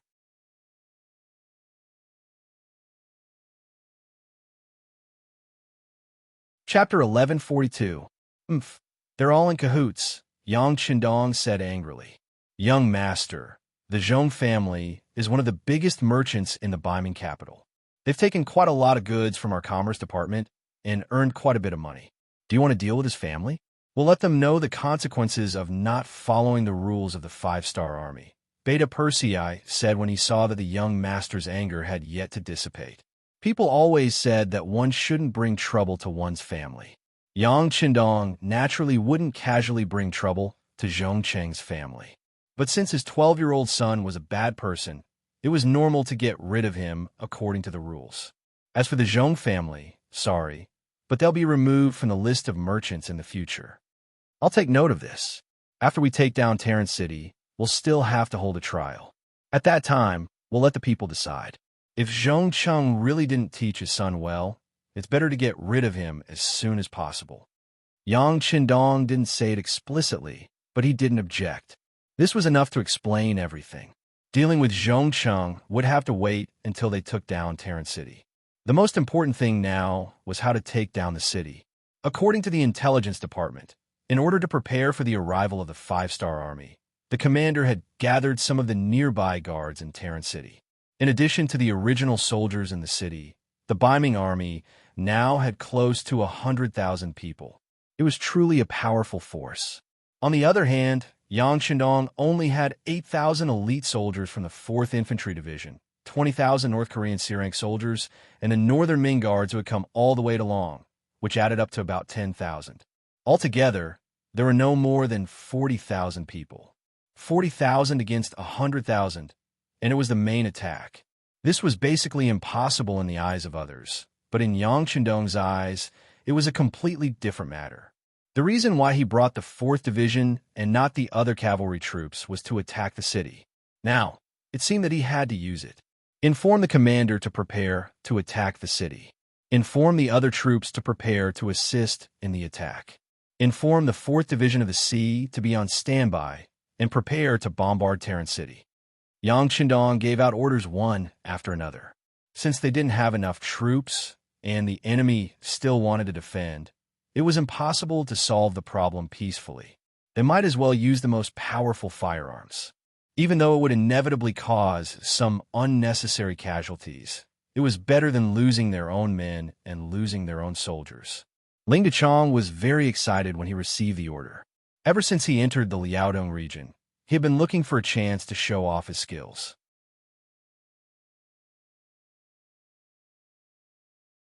From the telegram, he found out that both the 1st Cavalry Division and the new army had done a lot.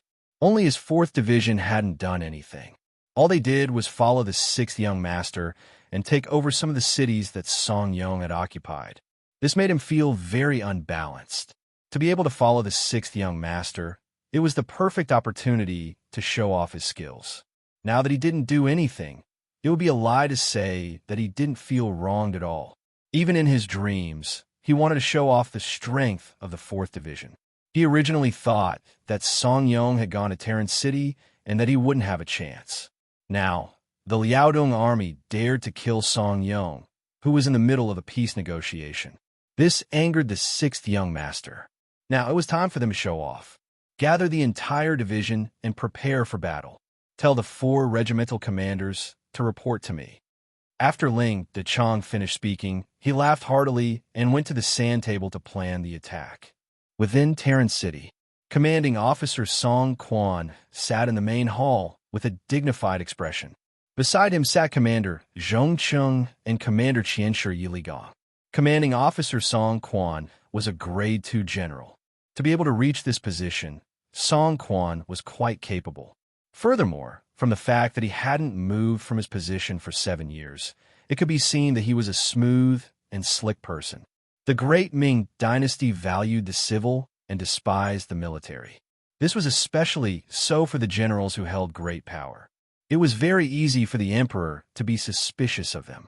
Reality also proved that if it wasn't for the emperor's suspicion and the civil officials' jealousy, the Great Ming Dynasty wouldn't have been destroyed. As a commanding officer of hundreds of thousands of soldiers, Song Quan was able to sit in his position for 7 years. This was enough to show that he was very good at dealing with people. Otherwise, he would have been suppressed to death by the civil officials. It was because of this that when he heard that the 5-star Army's peace envoy, Song Yong, had died at the city gates, his face instantly darkened. His position meant that he couldn't surrender to Yang Shandong.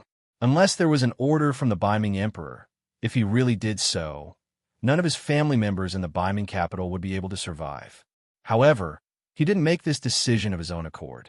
As a general who held great power in the military, Song Quan had a deep understanding of the 5-star Army. It was because of this that he knew how powerful the other party was.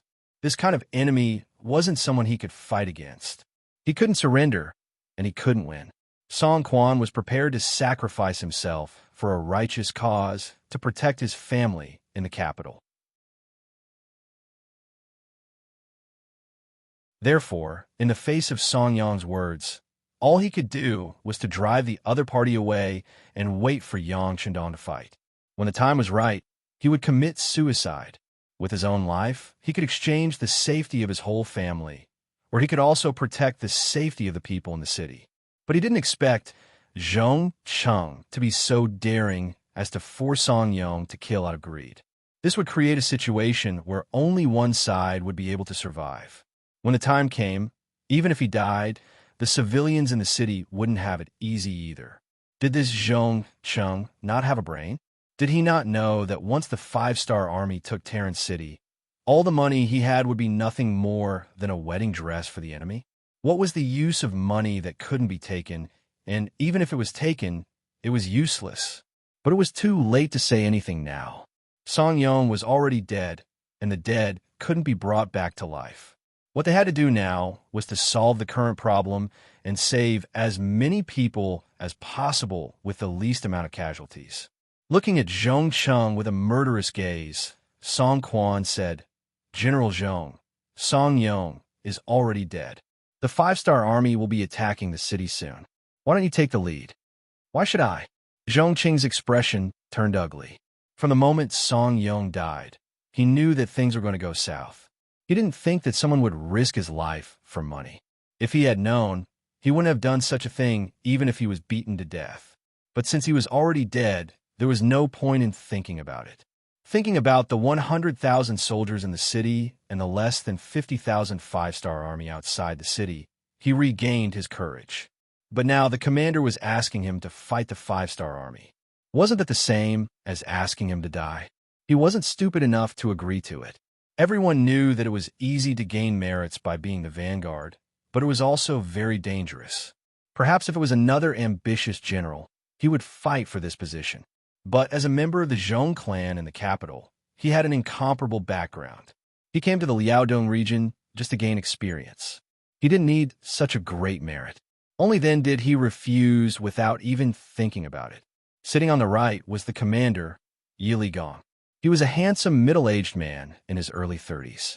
To be able to reach this position and become a rank 3 general, it wasn't because he had a powerful background. Instead, he relied on his own efforts to get to where he was today.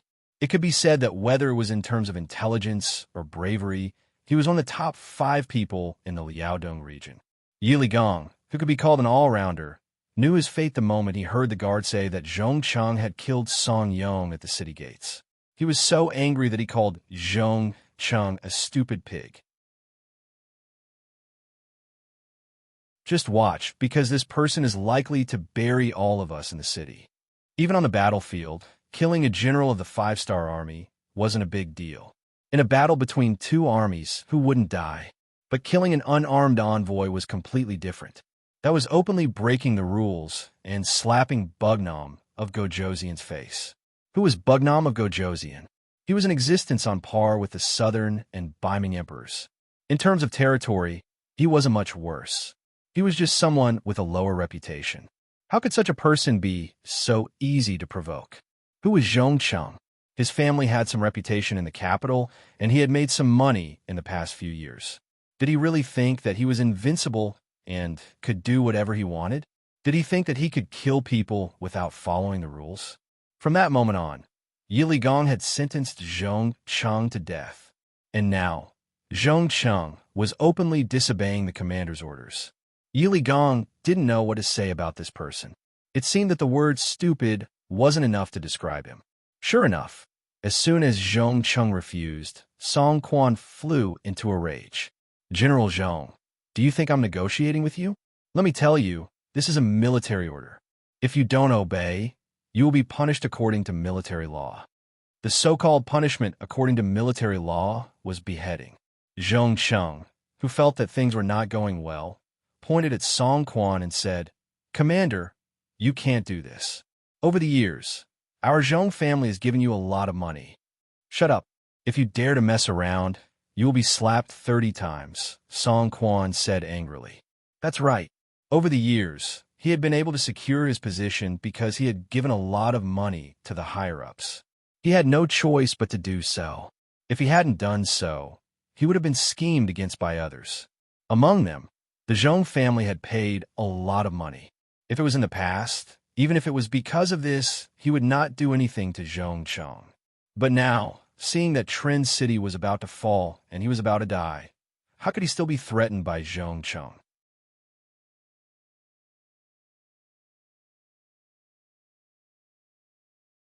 Chapter 1143. Zhong Cheng finally shut his mouth after hearing Song Quan's 30 slaps. He could tell that Song Quan was going to abandon him. Now that he was under someone else's roof, he had no choice but to lower his head. He thought to himself that when he had the chance to spread the news, he would definitely tell his family about this. After that, he could only reluctantly agree. Since Commander has given the order, Zhong Cheng will follow it. I will go and arrange for people to defend the city. Zhong Cheng walked out of the hall, leaving Song Quan and Yi Ligong behind. Thinking about the unfavorable situation, Song Quan asked, "Commander, I'm afraid that Zhong Cheng alone won't be able to stop the five-star army's attack. I heard that the 4th Infantry Division is mainly armed with firearms." "Yes, how could I not know that I can't stop them? But do we have a choice?" Song Quan slowly opened his eyes and said with a sigh. Then, as if he thought of something, he looked at Yi Ligong and said, "You are different from me. You are an orphan, your parents are long gone, and your wife is newly married. She is currently in Terran City. The court doesn't have any evidence against you, so you don't have to die like you. With your ability, even if you join the 5-star army, you will have a bright future." "Lord Commander, I've never had such thoughts," Yi Ligong hurriedly explained. Song Quan interrupted him and said, "All these years, how could I not know what kind of person you are? It's just that there is no need to make unnecessary sacrifices. Moreover, Bugnam of Gojoseon is indeed a dragon among men. I know that he is very good to the Han people, so he should be good to the Han generals as well. With him, the Han people's status will be higher and their lives will be better. Isn't this what we want to see? Sai, if it wasn't for my family, I would also consider joining the 5-star army and fight for Bugnam of Gojoseon, fighting for the Han people's future." Yi Ligong would never have thought that Song Quan would be the one to say such heartfelt words. For a moment, he was stunned and didn't know what to say. Just like what Song Quan said, Yi Ligong had a good impression of the 5-star army. Especially after learning about their deeds from various intelligence reports, he admired them even more. However, due to his identity and faction, he had no choice but to hide it in his heart. Now, the choice was right in front of him. He had gone from being a bystander to being in the situation. It would be a lie to say that Yi Ligong did not have any ideas about where to go from here. However, when he thought about how everything he had today was all because of Song Quan's recommendation, he could not let down this benefactor in his life. And now, it was this noble person who was advising him to surrender to the enemy. His heart, which had been suppressed, began to stir again. Yi Ligong did not immediately object, which was equivalent to expressing his attitude. How could Song Quan not know? He continued, "Ligong, it's not that I don't have any selfish motives. You know, my family is in the capital. When I'm around, naturally, no one dares to bully them. However, once I leave, it's hard to say. If one day, and I'm saying if, you have a firm foothold among the 5 stars, please help my family if possible. This is also my last request to you. Commander, please don't say that. If I can survive this time, your family will be my family, and your parents will be my parents." Yi Ligong immediately swore. Good. Song Quan patted Yi Ligong's shoulder with a gratified expression. The last worry in his life had been removed, and he could finally go without worry. Outside the city, Ling Dechong called the 4 commanders under him over and seriously discussed the plan to attack the city. It wasn't easy to get a chance to attack, and everyone's opinion was surprisingly unanimous. They were not in a hurry to attack the city. First, they would scare the enemy and let them know that sometimes it wasn't easy to die even if they wanted to. For hours later, after the 4th Lu Division was fully prepared to attack the city, the first gunshot rang out. With the Type 95 firearms that could easily fire from 300 to 400 meters away, when the gunshots rang out, the Ming soldiers guarding Terran City became live targets. Many of them even had bows and arrows in their hands as they stuck their heads out of the battlements, waiting for the 5-star army to come closer.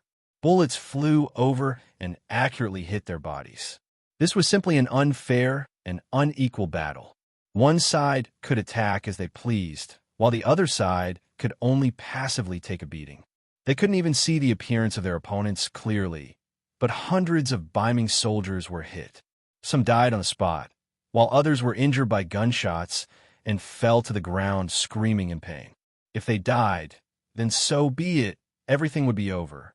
But those who were injured by gunshots, when their cries of pain rang out from the battlements, the shock it brought to their comrades was so great that it completely exceeded the expectations of the defending general, Zhong Cheng. He originally thought that with the advantage of numbers, they would be able to fight evenly with the five-star army. In addition, they had the higher ground and were relying on the city walls, so it wasn't impossible for them to push back the five-star army. But after this exchange, Zhong Cheng realized how wrong he was. As the headquarters of the new Gondu Sea, it was where the commander was located. Bashir also placed great importance on it, and once sent people to send over 200 firearms. They had always been treated as treasures and kept in the armory. This time, Zhong Cheng even took them out, wanting to properly display their power.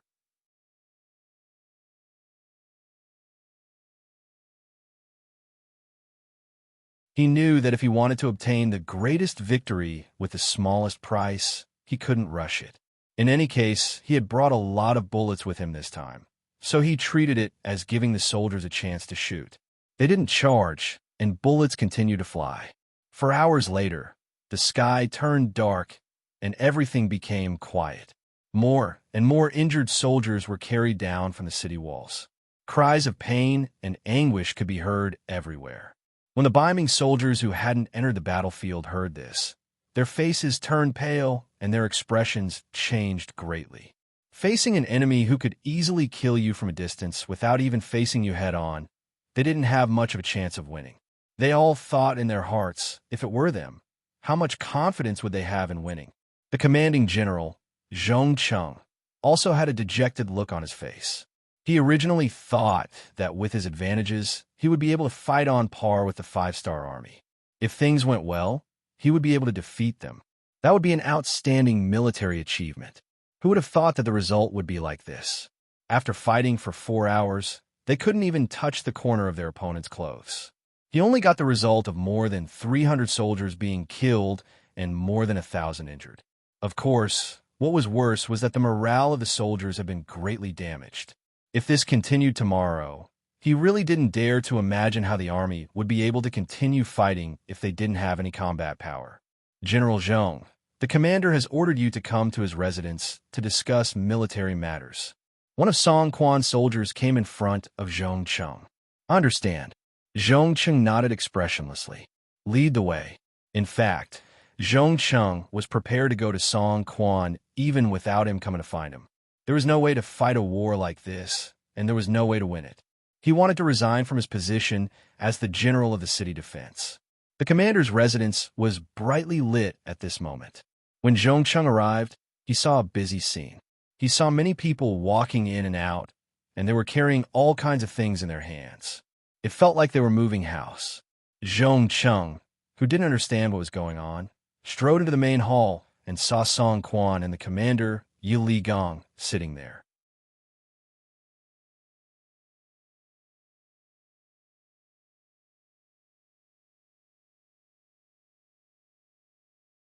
Chapter 1144.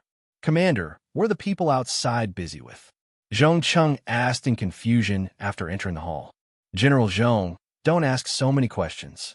Let me ask you, what are your thoughts after today's battle with the five-star army? Do you think we could defend Trend City with just us? Song Quan didn't answer Zhong Cheng's question. Instead, he took the initiative to ask about the battle. Sigh. At the mention of this matter, Zhong Cheng's face was ashen as he said, "Don't mention it. The firearms in the hands of the five-star army are simply too powerful. They can even shoot from afar and are extremely accurate. We didn't even see their shadows, and we've already lost over 1,000 people. If this battle continues like this, there's really no way to continue." Oh, so that means we won't be able to defend the city? Song Quan asked again. That's right. We can't defend it. This time, Zhong Cheng answered honestly. If that's the case, what does General Zhong think about breaking out of the encirclement? Song Quan asked as he already expected Zhong Cheng to say this. Breaking out of the encirclement? This question was completely out of Zhong Cheng's expectations. Then, he remembered that when he entered the mansion, he saw those people moving things back and forth. He immediately understood that Song Quan was preparing to escape. Seeing that Zhong Cheng seemed to be thinking about something, Song Quan looked at Yi Li Gong on the other side. The two of them looked at each other and nodded.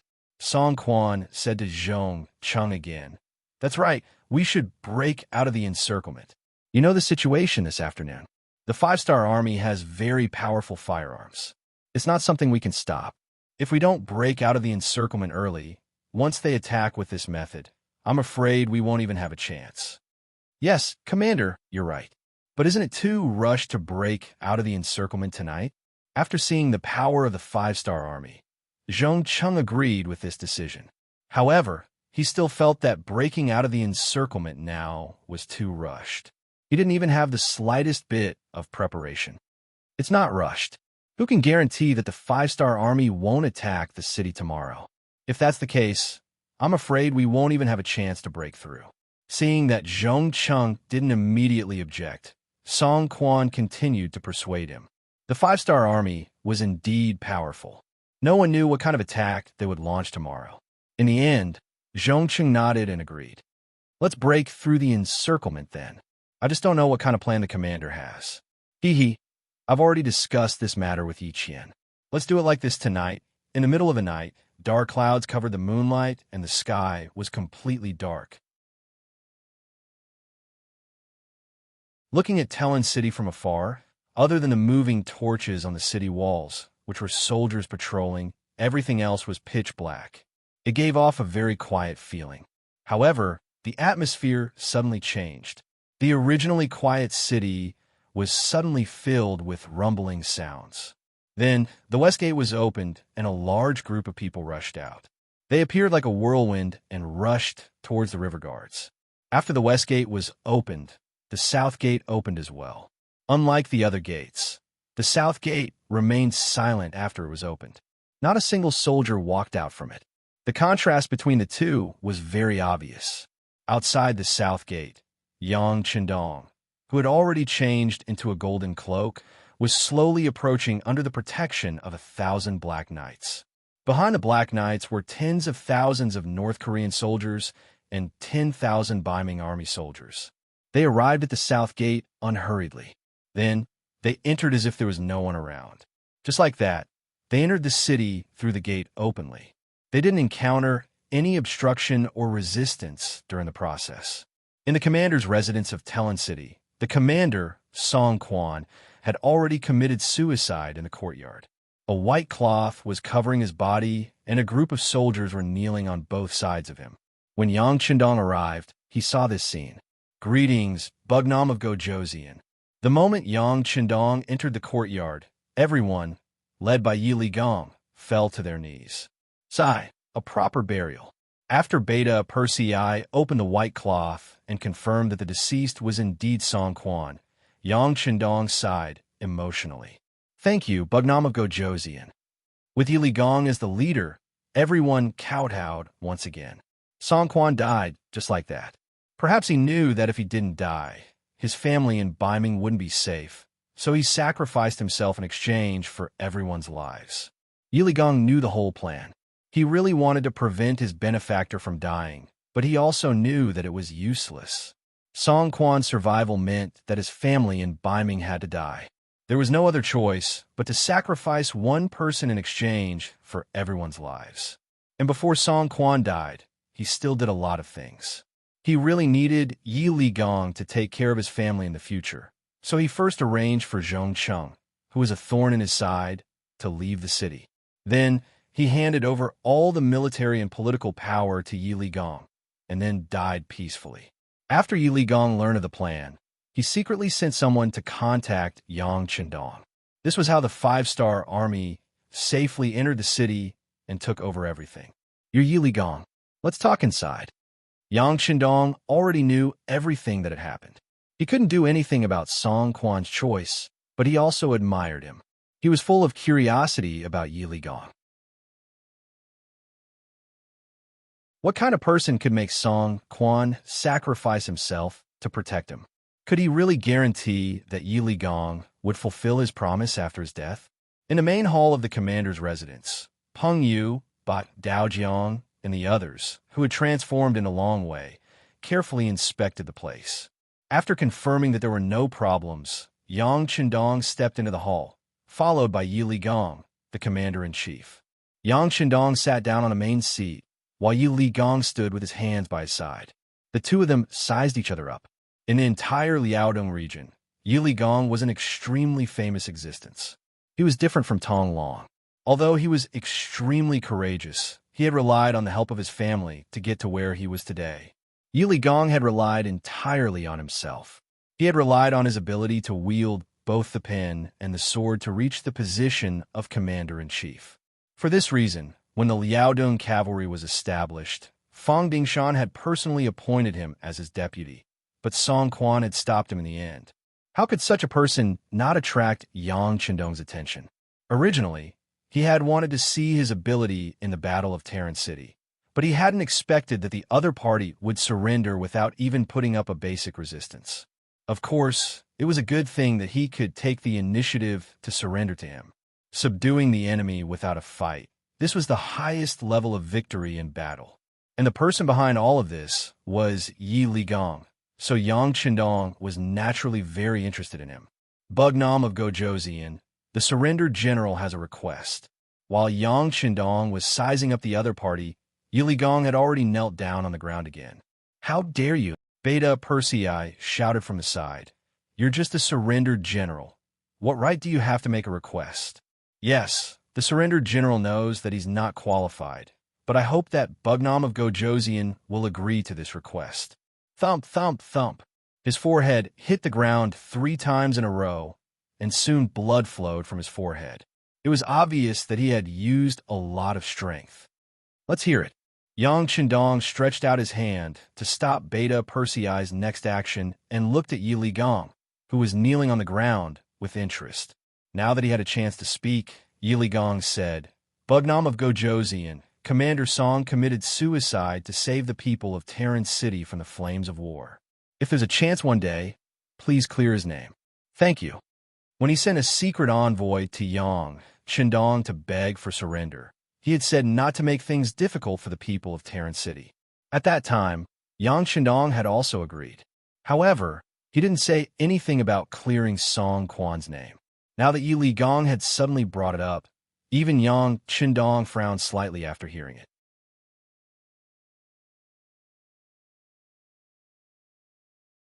"General Yi, why didn't you mention this when you sent people to beg for surrender?" Reporting to Bugnam of Gojoseon, when Commander Song was still here, everything was led by him. There are some things that a surrendered general can't say clearly. The secret envoy in charge of the surrender was arranged by Song Quan. Of course, he wouldn't mention clearing his name after death. In fact, he didn't even think about such a thing. What he cared about was the safety of his family in the capital and the hundreds of thousands of soldiers and civilians in Terran City. Since Song Quan didn't mention it, Yi Ligong couldn't not mention it. Now that he had the opportunity to talk to Yang Chendong, he brought it up. Yang Chendong nodded slightly with a look of understanding. Then, he looked at the kneeling Yi Ligong and asked with a smile, "You want this king to clear Song Quan's name. Aren't you worried that this king will be defeated and killed one day? If that's the case, clearing his name will be meaningless." There was a prerequisite for clearing Song Quan's name, and that was that Yang Chendong could succeed. Otherwise, not only would the matter of clearing his name be a joke, it would also bring great trouble to Song Quan's family. No, although the surrendered general only lives in a remote corner, he has long heard of the 5-star Army's love for the people. A king who cares about the people of the world, how can his future be limited? This surrendered general boldly believes that the world will eventually belong to Bugnam of Gojoseon. Yi Ligong was also smart. He took the opportunity to explain and flatter Yang Chendong. Bootlicker, Beta Persei, who was standing at the side, said softly. How could these words escape the ears of Yang Chendong, who had entered the quasi-grandmaster realm? However, he didn't care. Instead, he chuckled and asked, "General Yi, you said that this king cares about the people in his heart. Are the Baiming Emperor and the Southern Ming Emperor not the same?" "It's not the same." Yi Ligong shook his head. If he was still the Baiming commandant, there were some things that he couldn't say even if he thought about it. Otherwise, It would be a choice, and it would be treacherous. But now, since he had chosen to surrender to the five-star army, he naturally didn't have any concerns.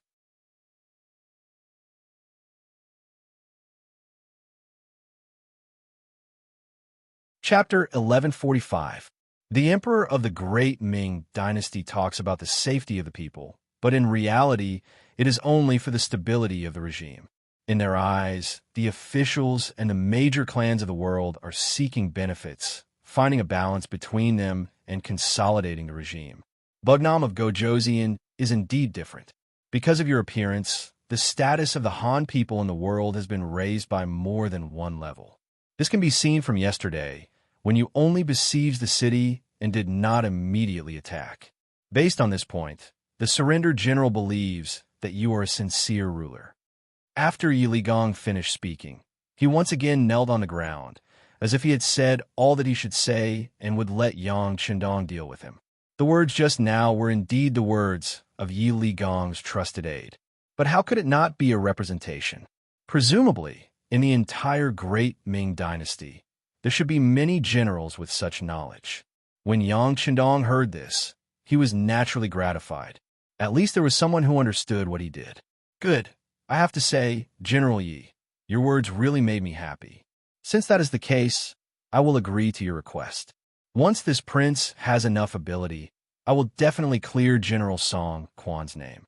And, as you said, this prince does not want to see the Han people and the Ming army kill each other. There are still many cities in the Liaodong region that have not been captured. I don't know if you can do your part to help this prince. Yang Qindong took a fancy to Yi Ligong's identity as a commander. It would be more convenient for him to do some things than the dead Song Yeon. In addition, he intended to test the other party's ability, so he spoke out. The surrendered general is duty-bound. How could Yi Ligong, who wanted to take the opportunity to show his ability, not agree? The surrendered general thanks Bugnam of Gojoseon for promising to clear General Song's name. Thank you again.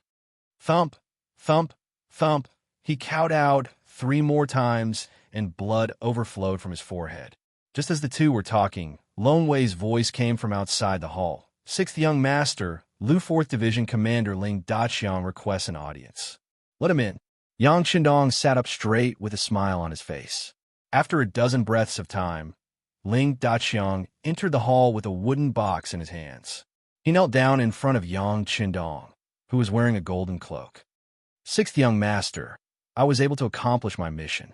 Zhong Cheng has been killed. This is his head. Poor Zhong Cheng. He didn't even know that he had been betrayed. They thought that Song Quan had really given the order to break out of the encirclement, but unbeknownst to them, not too far away from the southern gates, the Lu 4th Master teachers were already lying in ambush. As soon as they appeared, they would surround them and eliminate them. How could Zhong Cheng know about this? He was still happy that he was about to escape from danger. Following that, gunshots rang out and everything ended. Zhong Cheng was dead. Not only that, but his family members who followed him out of the city didn't end up well either. Most of them were captured, and his evil youngest son was also killed in the chaos. It could be said that they had avenged Song Yeon. Yang Qindong didn't look at the head in the wooden box. Instead, he sighed and said, "Release the news that Zhong Cheng secretly escaped from the city and created an opportunity for the 5-star army to enter Terran City." After a series of resistance, Yi Ligong was captured and Commander Song Quan died in battle. As soon as Yang Qindong said this, Yi Ligong, who had just stood up, revealed a grateful expression. By pushing all the blame to the dead Zhong Cheng, Song Quan's family members in Baiman capital would be safe. Beta Percy I agreed and immediately sent someone to spread the news. Yang Qindong asked Yi Ligong to stay behind and asked him about the Liaodong region. Yi Ligong already had thoughts of joining Yang Qindong, so he naturally told him everything he knew. Bugnam of Gojoseon, before the Liaodong region was renamed as the newer Gondusi region. I followed Commander Song Quan here. I don't know everything here, but I know 90% of it. Let's start with the most powerful place, the Jianzhou Guards. Yi Ligong was indeed worthy of being chosen by Song Quan. He knew the situation here very well. Many of the things he said were the same as the information sent by the intelligence department. There were also some things that even the intelligence department didn't know. Okay. Seeing Yi Gong stop talking, Yang Qindong laughed heartily and slapped his thigh. It seems that General Yi is indeed very familiar with the situation here. If that's the case, I wonder if you can persuade the nearby guard stations that haven't been taken down by our 5-star army? Yi Gong didn't immediately answer. Instead, after thinking for a moment, he raised his head. It shouldn't be a problem. If Bugnam of Gojoseon trusts this Yi, then leave this matter to me. Seeing Yi Gong so confident, Yang Qindong was even more happy. Okay, I'll leave this matter to you. How many soldiers do you need? There's no need. I'll just bring some personal guards. However, I hope that Bugnam of Gojoseon can give me some silver. This isn't to bribe anyone. It's just that some places are too poor. They can't even pay the soldiers. Speaking of this, Yi Gong felt a bit embarrassed. After all, he was the commander of the Liaodong region. Logically speaking, he was in charge of the finances. If he said that there wasn't any pay for the soldiers, it really was a loss of face. Before coming, Yang Qindong had done his research.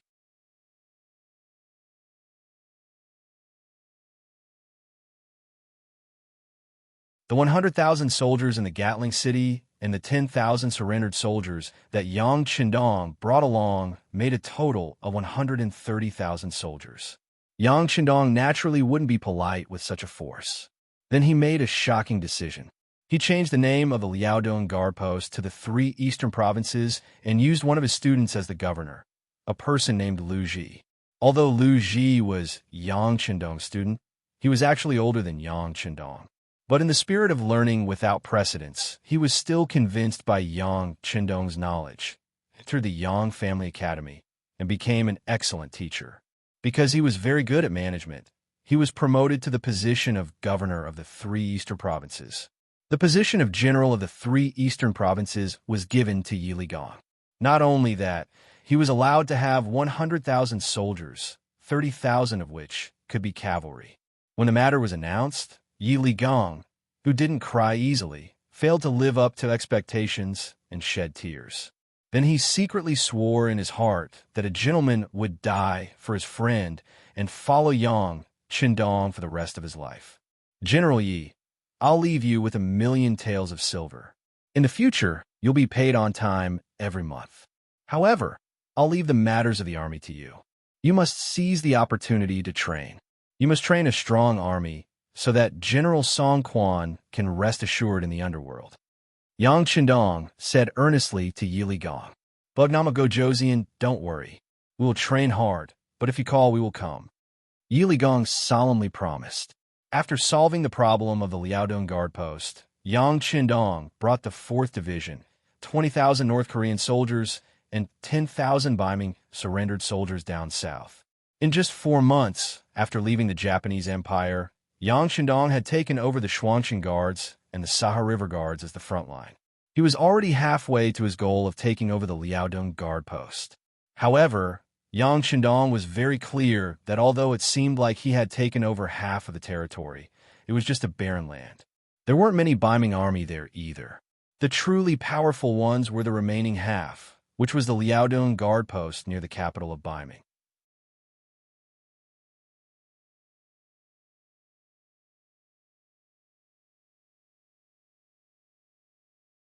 Chapter 1146. But no matter what, the initial goal had been achieved. The new supply line had been opened. He had already sent a telegram to order the Korean province to transport the various supplies that had been hoarded over the past few days by sea. Once the supplies arrived at Shur City on the grasslands, it would be even more difficult for anyone to deal with them. When the news of the supply line being opened reached the northern Ming dynasty's court, Zhu Qiyu, the acting patriarch, was truly anxious. Destroying Yang Qindong's arrangements in the grasslands and even uprooting them was what he had been doing for the past year. If he failed to do so, not only would he have wasted more than a year, but it would also greatly affect the morale of the army. Zhu Qiyu definitely did not want to see such a thing happen. Although he was not fully prepared, he still sent an order to the Baiming commander, Shi Hung, on the grasslands front line. He ordered the Walla Army's troops, Yesen, to go to Sure City. No matter what, they had to solve the problem before the five-star army supplies arrived. At the same time, Zhu Qiyu sent someone to quickly inform General Li Tong, who had already sent troops and was about to reach the Liaodong region. In the face of the five-star army, they had to win and not lose, even if it was a draw. In short, they had to block the main force of the five-star army in the Liaodong region so that they could not support Grassland City. The emperor gave orders one after another, and the situation in the Liaodong region became extremely tense. On the grasslands, the war was about to break out, and the situation was even more grim. With Su Yozhen's insider, the news about Zhu Qiyu's plan to attack Sure City was quickly sent over via telegram. After the new army's commander, Tiger's Mane, and the mayor, Yu Mian, discussed, they immediately ordered the entire city to be under martial law and to strictly investigate the identity of the people who had recently arrived. As the person in charge of logistics, Yang Si led the soldiers to start planting mines to block the joint attack of the Baiming army and the Walla cavalry. Compared to the slow telegram, the Baiming commander Shi Heng, who had already occupied Tulu City, only received the news of the emperor's order to send troops on the fourth day. "What are you doing? We'll attack immediately. Our army hasn't been fully assembled yet, and our provisions haven't arrived yet." Shi Heng looked at the imperial edict in front of him with dissatisfaction. However, when he saw Zhu Qiyu repeatedly say urgent at the end of the imperial edict, he knew that there were some things that he could not decide. "Forget it. Send out the troops. Order the general at the vanguard to take 20,000 soldiers and leave first. We'll talk about it after we've created some momentum." Shi Heng only did this because he wanted to complete the decree. He wanted to create some momentum to complete his task.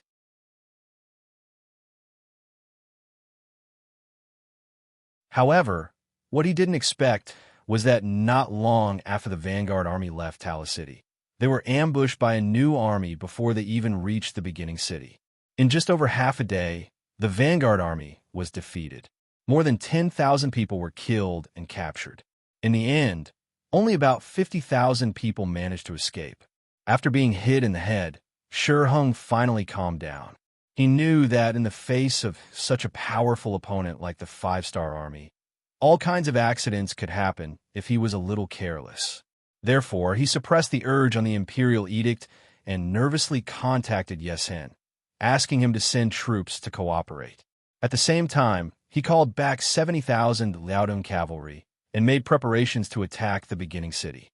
In the beginning city, the commander of the new army, Tiger's Mane, was cheering for the victory of the first battle. However, after learning about Shi Heng's preparations from the intelligence personnel, he didn't dare to be careless. While doing the strict defense of the city, he sent a telegram to Yang Qindong and reported in detail what had happened here. Yang Qindong, who was rushing to the Twin City Guard, didn't look happy at all after seeing the telegram.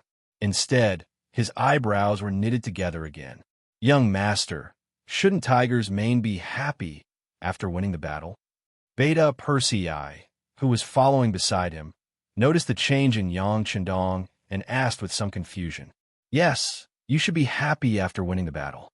It's just that this first battle has been won. I'm afraid that the next battle won't be so easy. With this lesson, do you think the Baiming army will still underestimate the enemy?" Yang Qindong nodded first, then looked at Beta Persei in a rhetorical manner. Beta Persei didn't know how to answer this question. He could only touch his head and chuckle. "It's okay, with Tiger's Mane there won't be any problems in the beginning city. I also believe in Tiger's Mane.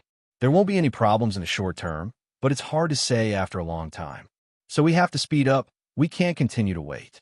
In this way, order the entire army to speed up." Yang Qindong nodded. Although Tiger's Mane had never complained, Yang Qindong could imagine that after not receiving any supplies for more than a year, even if there were some stocks before, there wouldn't be much left now. Under the order of Yang Qindong, the army once again sped up. Meanwhile, at this time, 200 li southwest of their destination, Twin Cities Guard, Northern Ming's 200,000 reinforcements had already arrived, moreover gathering together with Jian Province's left guard General Chindo. Since Tong Long was captured with 3,000 cavalry, Chun Dula retreated into a shell like a tortoise and never came out again. Even if he could see the scattered five-star army's cavalry scouts nearby, he still turned a blind eye to them.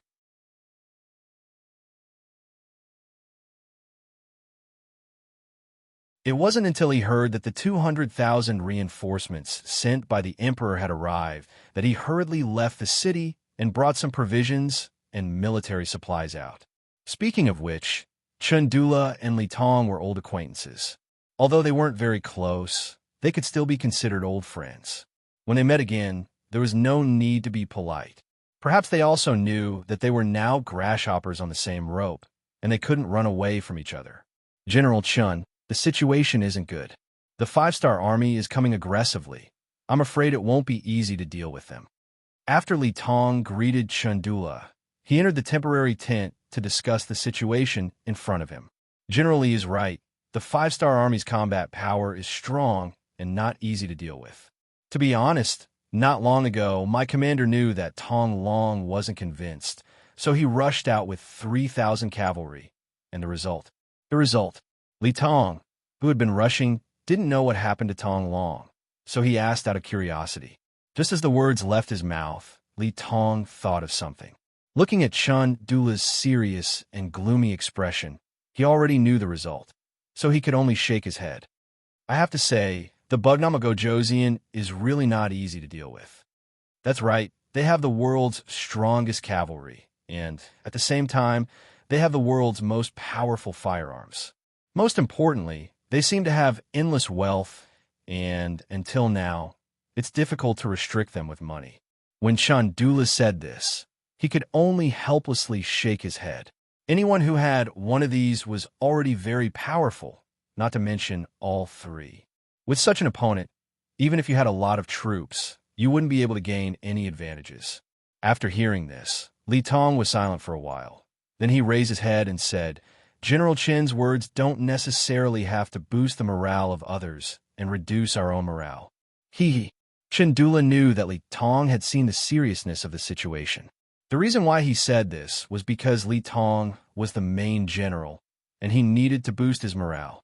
That was why he said this. For this reason, he decided to give Li Tong some face and didn't expose him. Instead, he asked, General Li, how are you going to deal with the enemy?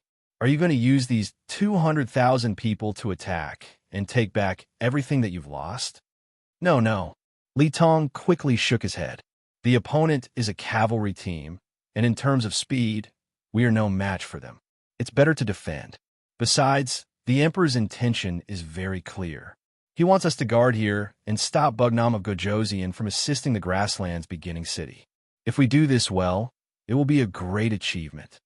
Li Tong was very clear about his position, which made Chindula feel very gratified.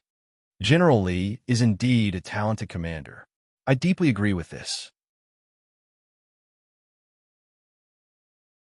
You have to know that Tong Long didn't gain any advantages when he led 3,000 elite cavalry previously. Great minds think alike. Li Tong laughed heartily at the sky after hearing that. Using a defensive battle to hold back Bugnam of Gojosian's army and prevent them from assisting the beginning city. This was the plan that Li Tong had set for the 200,000 troops. If the truth was really like what he did, it could indeed give Yang Chendong a headache. Although it would definitely not be able to block it, it could play the role of stalling for time. In this way, the beginning city would be in danger. The policy was right, but in the end, it still depended on who carried it out. Just like the laws and governments issued by many countries, they were all for the purpose of the people. However, when it was really in the hands of the people, it might be completely different. Just like now, Tong Long, who they were just talking about, had now returned to the Jian Province Left Guard and met his own people here. In the Jian Province Left Guard, in terms of population, although the Han people were more than the Nuzarin, in terms of overall strength, especially influence, the Nuzarin was not just a little bit stronger. This might have something to do with the Nuzarin being more united than the Han people, or perhaps it was because they had lived in this area for generations, allowing them to adapt better to the environment here. In short, the Nuzarin's influence in the Jian Province Left Guard was far greater than that of the Han people. Even the commander, Chun-Do La, had to act according to her mood. Not to mention that Chun-Do La was not in the city now. It was just a small matter of quietly entering the city, so Tong Long naturally did it. Not only did he enter the city, but he also met his father, Tong Sheng, a burly man who was taller than an ordinary person. When Tong Sheng was young, he was definitely a person who could tremble with a stomp of his feet in this area. In addition, he had the support of a group of old brothers, so he had done a lot of things. For example, the nearby caravans must pay the toll to them. Otherwise, their safety could not be guaranteed. It was also because Tong Sheng did not understand Han culture. Otherwise, with his economic strength and influence, he would have long become a general among the Baiming generals. In the end, the things that the old man couldn't do were handed over to his son. Fortunately, Tong Long lived up to expectations. With the support of his family, he finally walked to the position of commander and became a secondary grade 3 military officer. You're tuning into the Romance Rendezvous YouTube channel. We're so grateful for your support, and don't forget to subscribe to join us on this incredible journey through captivating stories. Your generosity through donations truly makes a world of difference, as it's the primary source of revenue that allows me to expand and enhance this channel for you. Thank you from the bottom of my heart for being a part of this adventure.